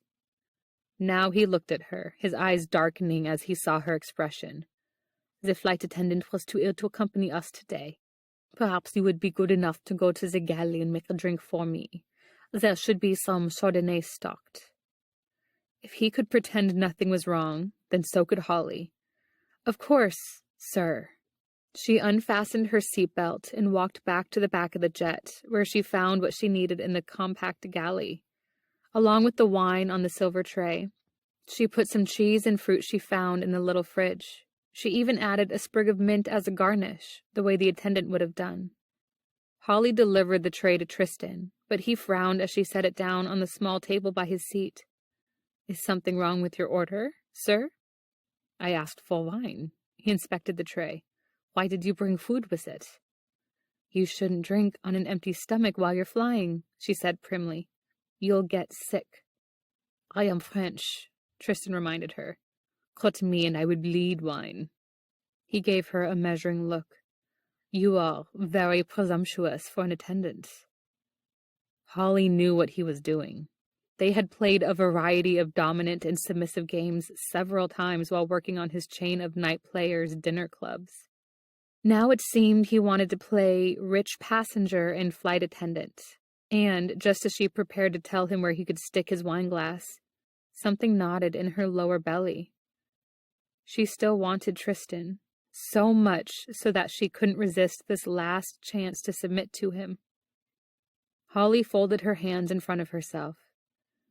"Do you want me to remove the plate?" He took a sip of the wine before returning the glass to the tray. "Take it back to the suite." When she didn't move, he pointed to the rear of the jet. "It is through the door by the galley."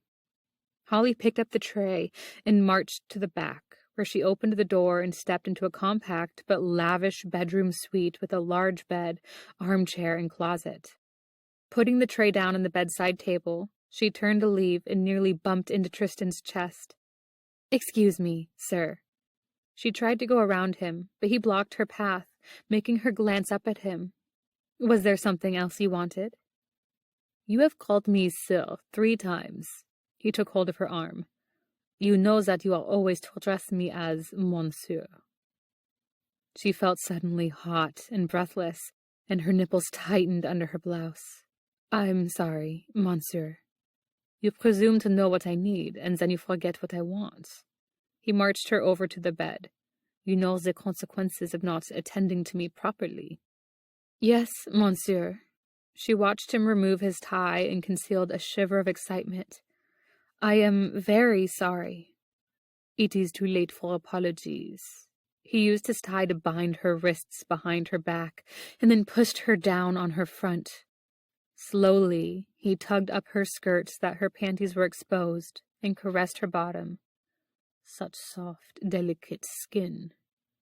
Holly felt him tug her panties off and pressed her burning face against the coverlet. The way he was rubbing her buttocks made it hard to hold still. "Please, monsieur, don't punish me. I won't forget again." "I know you won't."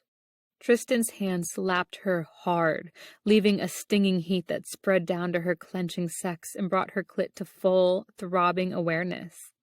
He paused, stroking his palm over the burning patch he'd made, and then spanked her over and over until she writhed against the bed. "Hold still, or I will use my belt on you." Some part of her wanted to tell him to strap her, to make her unable to sit for a week. Maybe that pain would overcome the wretched feeling in her heart. She stiffened as she felt him stroke his fingertip over the tight pucker of her rosebud, and she shivered all over. "You are not afraid." He knelt down so that she felt his breath on her skin and pushed her thighs wider. He parted her damp folds and penetrated her pussy with 2 fingers. "You are wet and hot for this. For me. You still want me. Admit it, Holly." "Yes." The word came out sounding as desperate as she felt. "I always want you, monsieur." Tristan buried his mouth against her softness, his hand squeezing her sore bottom as he licked her with slow, tormenting strokes of his tongue. Holly whimpered as he lashed her clit, but just as her need built to an almost unbearable level, he took his mouth away and used his fingers to tease her. "Is this my punishment?" she gasped. "No." He stopped touching her and stood, untying her wrists.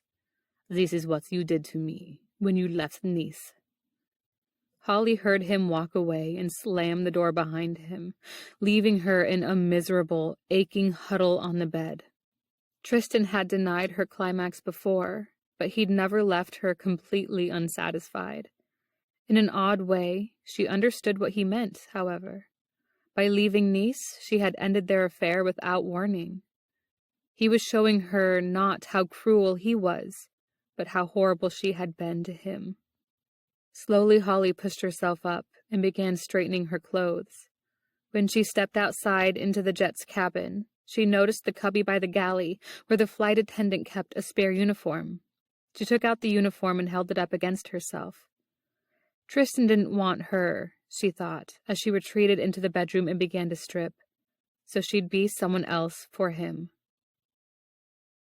Once she had dressed in the attendant's uniform, Holly left a few buttons undone on the sleek blouse and returned to the cabin, walking silently up to where Tristan sat staring through the window at the clouds. "Monsieur?" When he glanced up at her, Holly gave him a warm smile, just as the attendant would. "Would you care for some lunch now?" His gaze flickered over the uniform before he shook his head. "Perhaps you'd rather take a nap?" When he didn't reply, it took all her nerve to lean over him and use the latch to recline his seat. "May I bring you a pillow? Or a blanket?" He stared at her partly unbuttoned blouse and the curves it revealed, before his jaw tightened. "No." "You seem so tense. Allow me to make you more comfortable." As she reached up to turn off the light, she let her breasts press against his face. Pretending to have trouble with the switch, she moved to straddle him. Tristan made a low, rumbling sound. Rubbing her curves against his chin and mouth and nose, she felt his hands on her hips and glanced down. "Monsieur, are you quite sure you don't want anything?" His hands came up to grip her arms, and he closed his eyes. "Yes." Then, as if he couldn't help himself, he nuzzled the valley between her breasts. Feeling his mouth on her skin made Holly only too conscious of the throbbing between her thighs, but she pushed away her own desires. This time was for him, to give him one last submission before they went their separate ways. Let me help you with that, she said, and unbuttoned the blouse slowly, baring her front to the waist. She cupped one small, hard mound and brought her nipple to his mouth. When he didn't respond, she pushed her fingers through his thick, fair hair and rubbed her pebbly peak against his lips. Here, monsieur, try a little taste of this. She pushed his mouth against her mound. I think you'll like how it feels on your tongue. Tristan groaned and enveloped her nipple with his lips. Holly's head spun as she watched him suckling her, and she felt her desires burn hotter beneath the delicious tug of his mouth. Oh, monsieur, now you are making me hungry. She hiked up her skirt enough to lower herself onto his lap and press her bare sex against the hard, thick ridge bulging in his trousers. She moved, rubbing her folds against him. Wrenching his mouth from her, Tristan said, Enough, Holly. But monsieur, I am here only to serve you. She slipped her hand between their bodies to unzip him and free his steely, swollen erection. Pressing him between her thighs, she rubbed herself against his shaft, moving slowly so he could feel how soft and wet she was. There, let me take care of this for you. Holly climbed off his seat, turning her back on him as she pulled her skirt up to expose her still throbbing bottom. Leaning forward to grip the seat across from him, she lowered onto his lap, letting his hard cock nestle between her buttocks. Moving her hips up and down as if he was already inside her, Holly stroked his shaft with her bottom, knowing the sight of the pink patches his spanking had left on her tight curves would arouse him as much as the gentle friction. Tristan finally touched her, his fingers gripping her hip to stop her movement. You are behaving like a slut. Yes. Oddly, she didn't feel offended by the term, but then he'd brought her to this state of unrelieved arousal.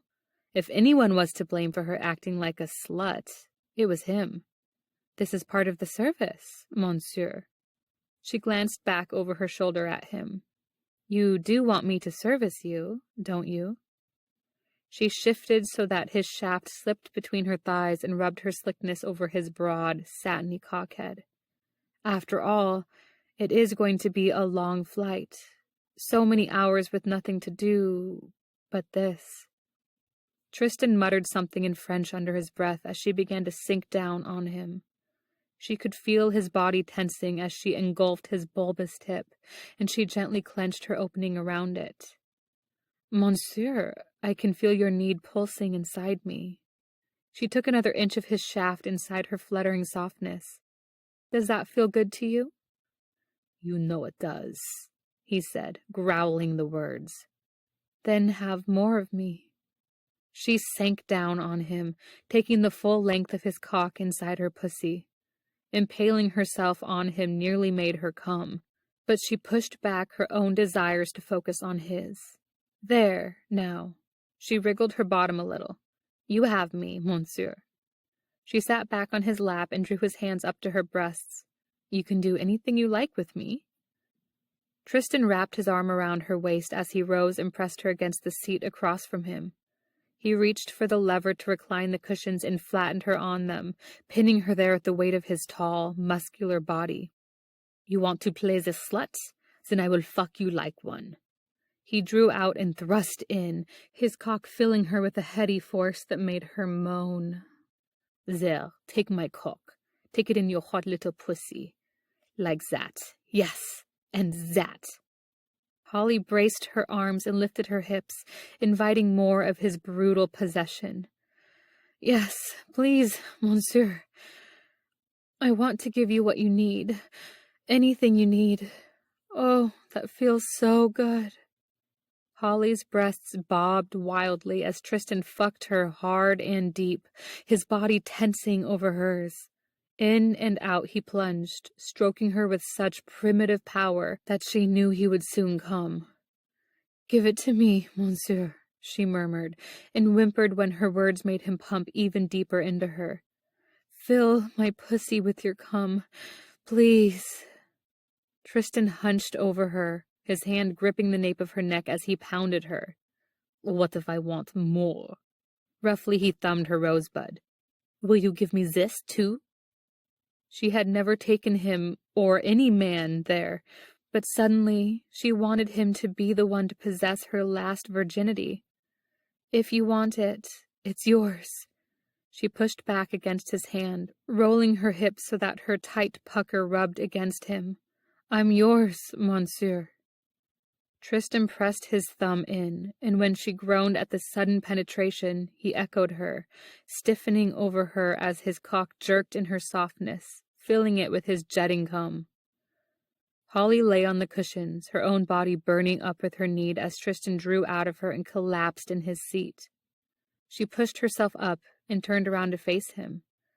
His expression looked tormented, as if she'd hurt him, and Holly couldn't stand that. Instinctively, she dropped to her knees and placed her hands on his thighs. You are all wet, monsieur. She watched his eyes as she pressed her lips to the glistening head of his cock, pursing them so her words hummed against the wet dome. Let me tidy you up now. His shaft felt hot and slick as she took him in her mouth and tasted of their mingled fluids.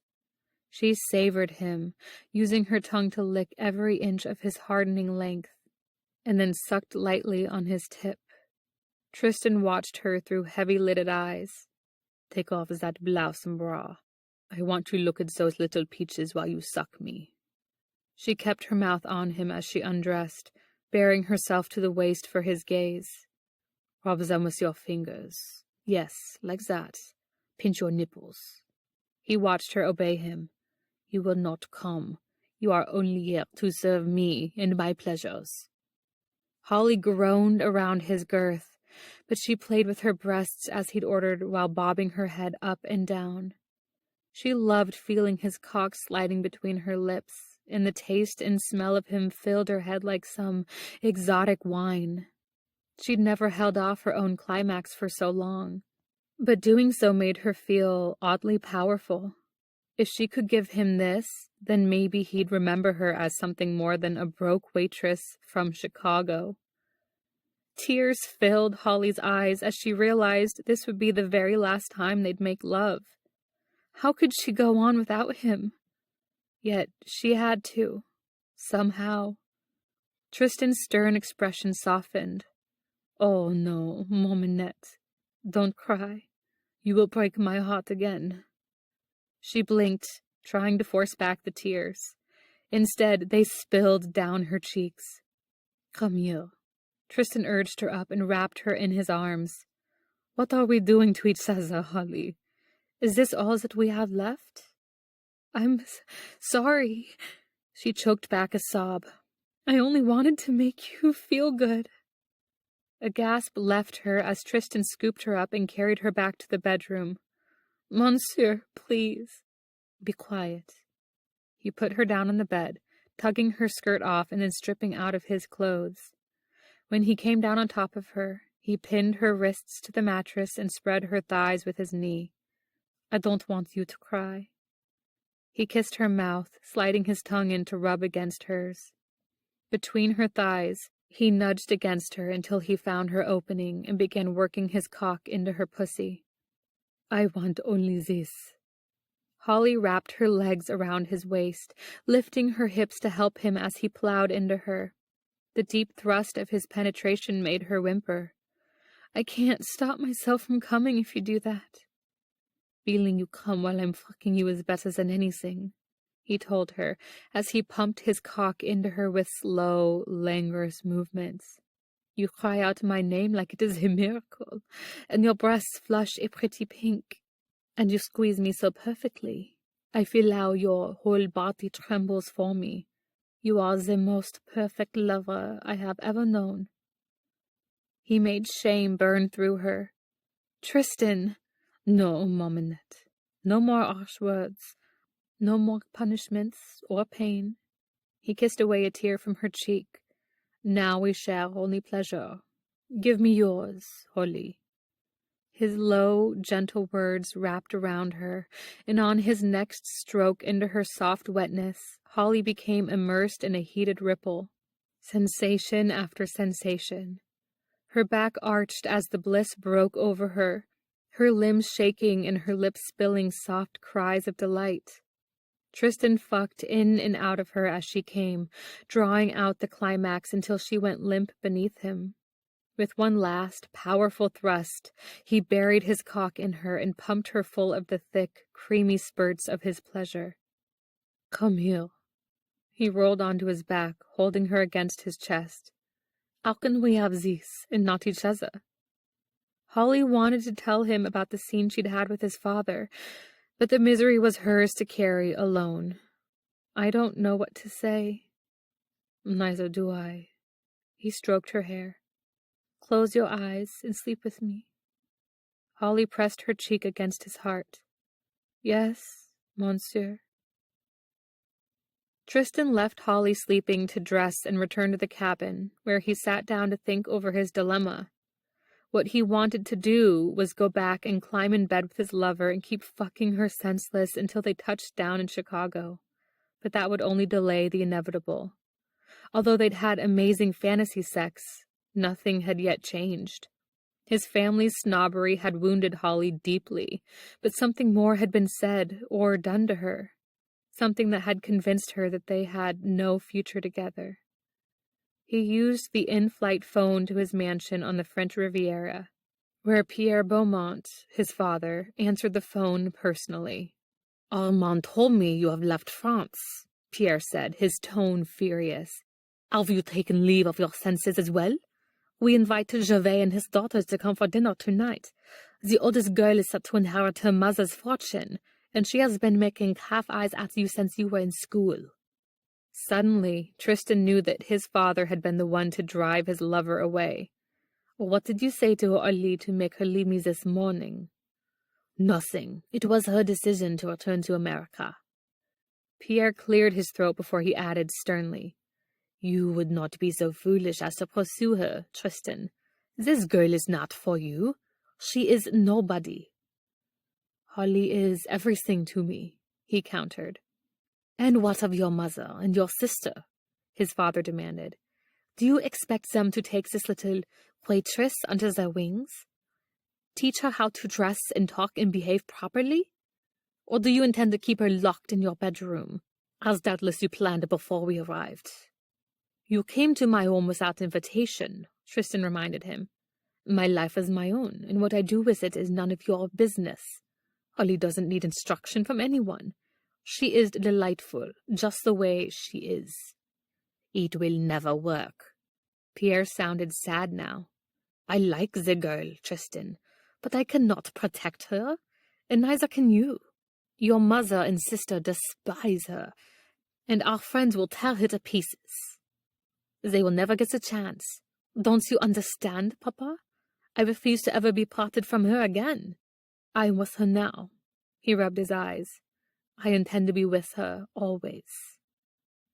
His father sighed. "If that is how you feel, then I will do no more to interfere. That would be wise if you wish for me to someday forgive you." Tristan ended the call and sat back to brood. A few minutes later, his pilot announced that they were approaching Chicago, and he went back to wake Holly. As soon as she opened her eyes, she groaned and covered them with her hand. "How long did we sleep?" "Most of the flight." He brought her clothes to her. "We will be landing in 10 minutes. From the look on her face, he could tell she didn't want to talk now, so he left her to dress. Once they had disembarked and passed through customs, Holly turned to him with a polite, forced smile. "Thank you for flying me home," she said, her voice quivering a little as she held out her hand. "It's been a marvelous experience, working for you, and, well, everything." "You still work for me," he reminded her, "but if you will come and have a look at the site for our first American Night Players Club, I will accept your resignation, effective immediately." Holly looked startled. "You're already opening a club here? But you never mentioned that to me." "I had a good reason," Tristan said, and held out his hand. "Come with me, and I'll show you." One of Beaumont International's private limousines took them from the airport to the downtown hotel district, where Holly used to work. Seeing the city again made her feel a little depressed, but that evaporated as soon as the driver stopped in front of the Silverwood Hotel. "It's here?" She turned to see Tristan's smug smile. "I don't believe it." "It has the best views in Chicago," he said, as he helped her out of the car. "That's why I originally came here, to inspect the restaurant as a potential club location." Holly felt dazed as she walked with him into the lobby and stepped inside the very same elevator where they had gotten stuck together for a night. She blushed as a flood of memories came back from the first time she had submitted to Tristan, at first to keep her claustrophobia in check, and then to revel in the outrageous passion they kindled together. She'd probably never be able to step inside an elevator without thinking of that night, Holly thought sadly, as the elevator stopped and the doors opened. Down the hallway, the restaurant formerly known as The Pinnacle had been transformed into a gorgeous private dining club. Panels of stained glass glowed with elegant color around intimate clusters of antique tables and chairs, all in clean, geometric lines. Floor-to-ceiling photographic murals of buildings designed by Chicago's greatest architects provided a stately ambiance that silently echoed the window views of the city. Holly turned around slowly to take it all in. "It looks like the restaurant I hoped to open someday. I even picked out the exact same Tiffany stained glass panels." She glanced at Tristan. "How did you know?" "I spoke to your professor at the Culinary Institute." He smiled. "He was kind enough to send me a copy of the project you submitted as your term final last year." She blinked, still unable to believe him. "Why would you do such a thing?" Tristan gestured around them. "This is what you should be doing with your life." After walking through the club, Tristan escorted her back to the elevator. "I want you to manage this club while you finish your degree," he said, as he pressed the button for the penthouse level. "Then, when we are ready to expand to other cities, you will have everything you need to help you design them." He was offering her an important career opportunity, and she'd never find a better job in Chicago. He'd even built the club that she'd always dreamed of designing, and promised her a future doing more of the same. She would be crazy to turn it down. "Tristan, I am very flattered," she said slowly, "but I can't work for you anymore." He pushed the stop button, bringing the lift to a halt. "Why not?" It wasn't Holly's claustrophobia that made her throat tighten this time. "I appreciate everything you've done for me." She dragged in a deep breath. "Working for you has taught me so much." Tristan cupped her chin and made her look up at him. "Why not?" he repeated. "I am in love with you." She swallowed hard before she added, "I'm sorry. I know it was just supposed to be for the dominant, submissive fling, but I couldn't help it. I fell in love with you that night on the elevator. I wouldn't admit it to myself for so long. I've been fighting it ever since I did, but I can't anymore." Without a word, Tristan reached out and started the elevator again, but when the doors opened to the penthouse level, he dragged her out of the lift and bent, flinging her over his shoulder before he strode into the suite. "Tristan!" Holly struggled and then yelped as he slapped her bottom. "What are you doing?" "What I should have done the moment we got off the jet." He kicked the bedroom door open and tossed her onto the huge bed. Holly gasped as pink and red rose petals fluttered around her, and she saw that the room had been filled with dozens of bouquets in crystal vases, softly glowing candles, and a silver cart laden with fruit, pastries, and wine. "How did you do this?"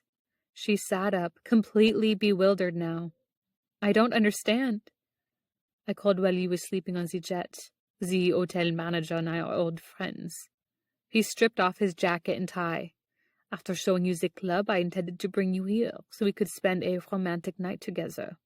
So I could tell you how I feel about you, that I love you, and hope someday you could come to love me." The way he was shouting made her gape. "Tristan, you say you love me, but you concealed your feelings from me. You left me." He pulled off his shirt, baring his broad, muscular chest. If all you think we share is sex, I will happily fuck you for the rest of our lives. As a dominant and a submissive, we are perfect for each other. But I want more. I want all of you, body and heart and mind, or I will never be happy again. Holly hardly dared to believe him. Is this another game? She demanded as she climbed off the bed. You know it's not, he grated. Now you tell me the truth. Why did you leave me? I know it was not because you loved me. You do not treat someone you love so heartlessly. I'm not good enough for you. She was furious. You're a CEO, and I'm a waitress. You're a billionaire, but I'm poor. You grew up in mansions with servants and priceless art and everything you could possibly want. I spent 2 years in foster care because my grandparents couldn't afford to take care of me. Tristan's eyes narrowed. I don't care about any of that. Yes, but it matters to... She stopped, unwilling to tattletale on Pierre. To me, because my father persuaded you to believe it. Tristan tugged her against him, and his voice softened. Do you love me for my money, or my family, or my past? When she shook her head, he brushed a rose petal from her cheek. Then why would you think yours made any difference to how I feel about you? You are being the snob now, Holly. The fact remains that I don't have anything, Tristan. Her chin wobbled as she added, What you see is what you get. You're an important man with businesses all over the world. How can a woman like me ever be enough for you? Since you are all I want, he murmured, brushing his lips over hers.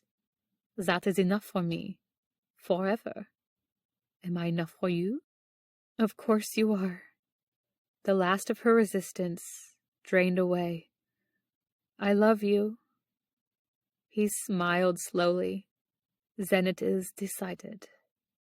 Holly wrapped her arms around his neck and kissed him, sighing into his mouth as he lifted her off her feet to press her body against his. His hands tugged at her clothes, and he set her down only long enough to finish stripping them from her before he placed her on the bed as if she were his bride and this were the first night of their honeymoon. No more games tonight, he said as he took off his shoes and trousers. I want what you promised me on the plane. For a moment, she didn't understand, and then she remembered his thumb pressing between her buttocks. Thinking about the one thing they hadn't yet done in bed had always made her nervous before, but now that she knew he loved her, it felt completely right. Then come and take it, she said simply. There is no hurry. Tristan retrieved the wine from the cart, and after he removed the cork, held it to her lips. You might remember this. She took a sip from the bottle and let it roll over her tongue before she swallowed. The dreamy Bordeaux, from the first night we met. She watched him drink and then gasped as he poured a trickle onto her breasts, which ran down to pool in her navel. Oh, that's a little cold. You are going to warm it for me. He plied his tongue against her skin as he licked the trail of wine from her breasts to her abdomen and sipped the dark drops from the little dent in her belly. The taste of you makes it even more delicious. He gave her more sips from the bottle in between the trickles he spilled over her nakedness. He also fed her tiny pastries from the cart and painted whipped cream over her nipples and on her lips. Holly caught her breath when one dollop of raspberry jam from a tart slid down between her thighs, and Tristan shifted down to lap at her. He didn't stop until she squirmed under him and fisted her hands in the coverlet. Roll over for me, mon minette, he murmured, setting the wine aside and stroking her thighs as she obeyed him. Now come up on your hands and knees, like that, yes. Don't move.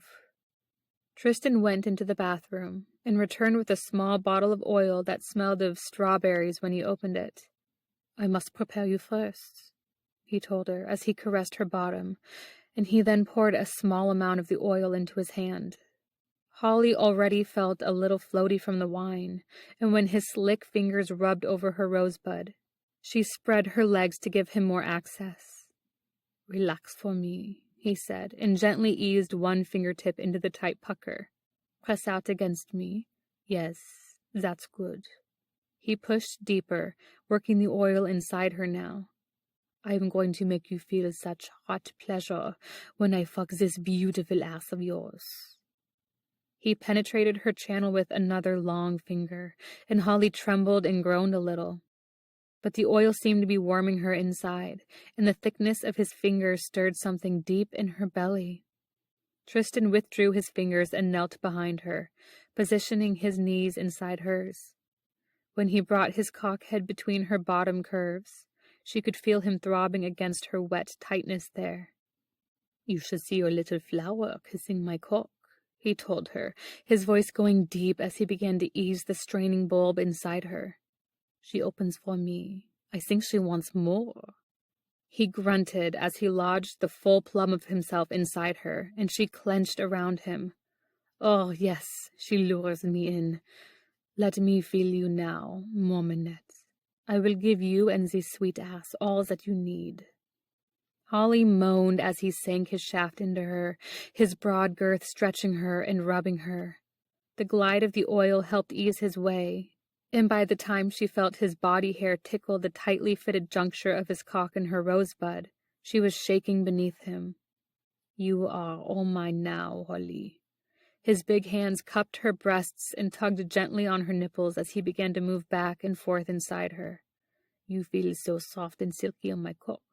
I love this. I love you. The sensations created by his steady, tender thrusts into her bottom took over her body and racked her with a strange, incandescent desire she'd never before felt. It made her want to beg for him to go deeper and harder, to release this wild need before it consumed her entirely. Please, monsieur, she pleaded, thrusting her hips back against his swelling length. Please, take me, all of me. I need you so much. Her begging made him squeeze her breasts and lean down to growl against her ear. Can you take it like that so soon, my little love? Are you sure?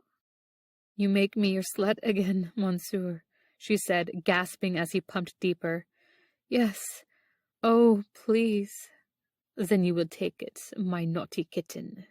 Tristan slid out and plowed back in, making their bodies slap as he filled her over and over. Take my cock in your pretty ass. Take all you need. Oh, that is so good. You make me feel so big and hard. Holly sobbed as she submitted to his rampaging hunger, feeding her own with every powerful stroke he gave her. Her nipples grew so tight she thought they might explode along with her clit, which beat like a tiny heart inside the delicate folds of her sex. Her pussy had gone so liquid and hot it felt molten, and she gripped the coverlet so hard her knuckles whitened. The climax rising inside her felt like nothing she'd ever experienced, and it grew so huge it almost terrified her. I will never let you go, Mominette, Tristan said, and, grunting over her, wrapped his arms around her torso as he felt her shaking uncontrollably. You are mine for all time now, mine to touch and kiss and fuck and love. Surrender to me your pleasure. Show me your love. Tristan! She knew she had screamed his name, and she didn't care. The pumping of his big, beautiful cock finished with a last, impossibly deep thrust, and they came together, his cum filling her channel as she gripped and massaged him with the explosions of her dark delight. When it ended, they fell together in an exhausted heap, all arms and legs tangled, and, as the shocks tremored through them, Holly could only clutch at his hands and close her eyes. We are never leaving this bed again, Tristan said, his chest still rising and falling with his rapid breaths. I will call the board and have them move my office here. Yours, too. We will run my empire together from our pillows. A giggle escaped her. I think the empire is going to need you to get out of bed and dress now and then, monsieur. You are being a spoiled sport. He nuzzled her neck before he carefully drew out of her and rolled onto his back. Very well. We will get out of bed now and then.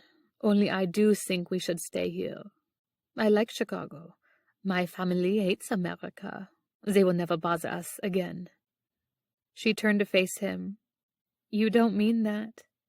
I do. He touched her cheek. I love you. If they cannot respect that, then they have no place in our life together. Maybe someday they will. Holly hesitated before she added, but until they can accept us, I'll be your family. You are more than that. He brought her hand to his lips and kissed her palm before he pressed it against his chest. You are my world. The end. We hope you've enjoyed this unabridged production of Crazy for You, complete series by Lucia Jordan, narrated by Abigail Hunt. This audiobook was produced by Wild Hearts Romance. To keep up with new releases, visit wildheartsromance.com. Lastly, please consider leaving us a book review. Reviews help us stay in business, and we love being able to produce content you enjoy. Thank you. All rights reserved.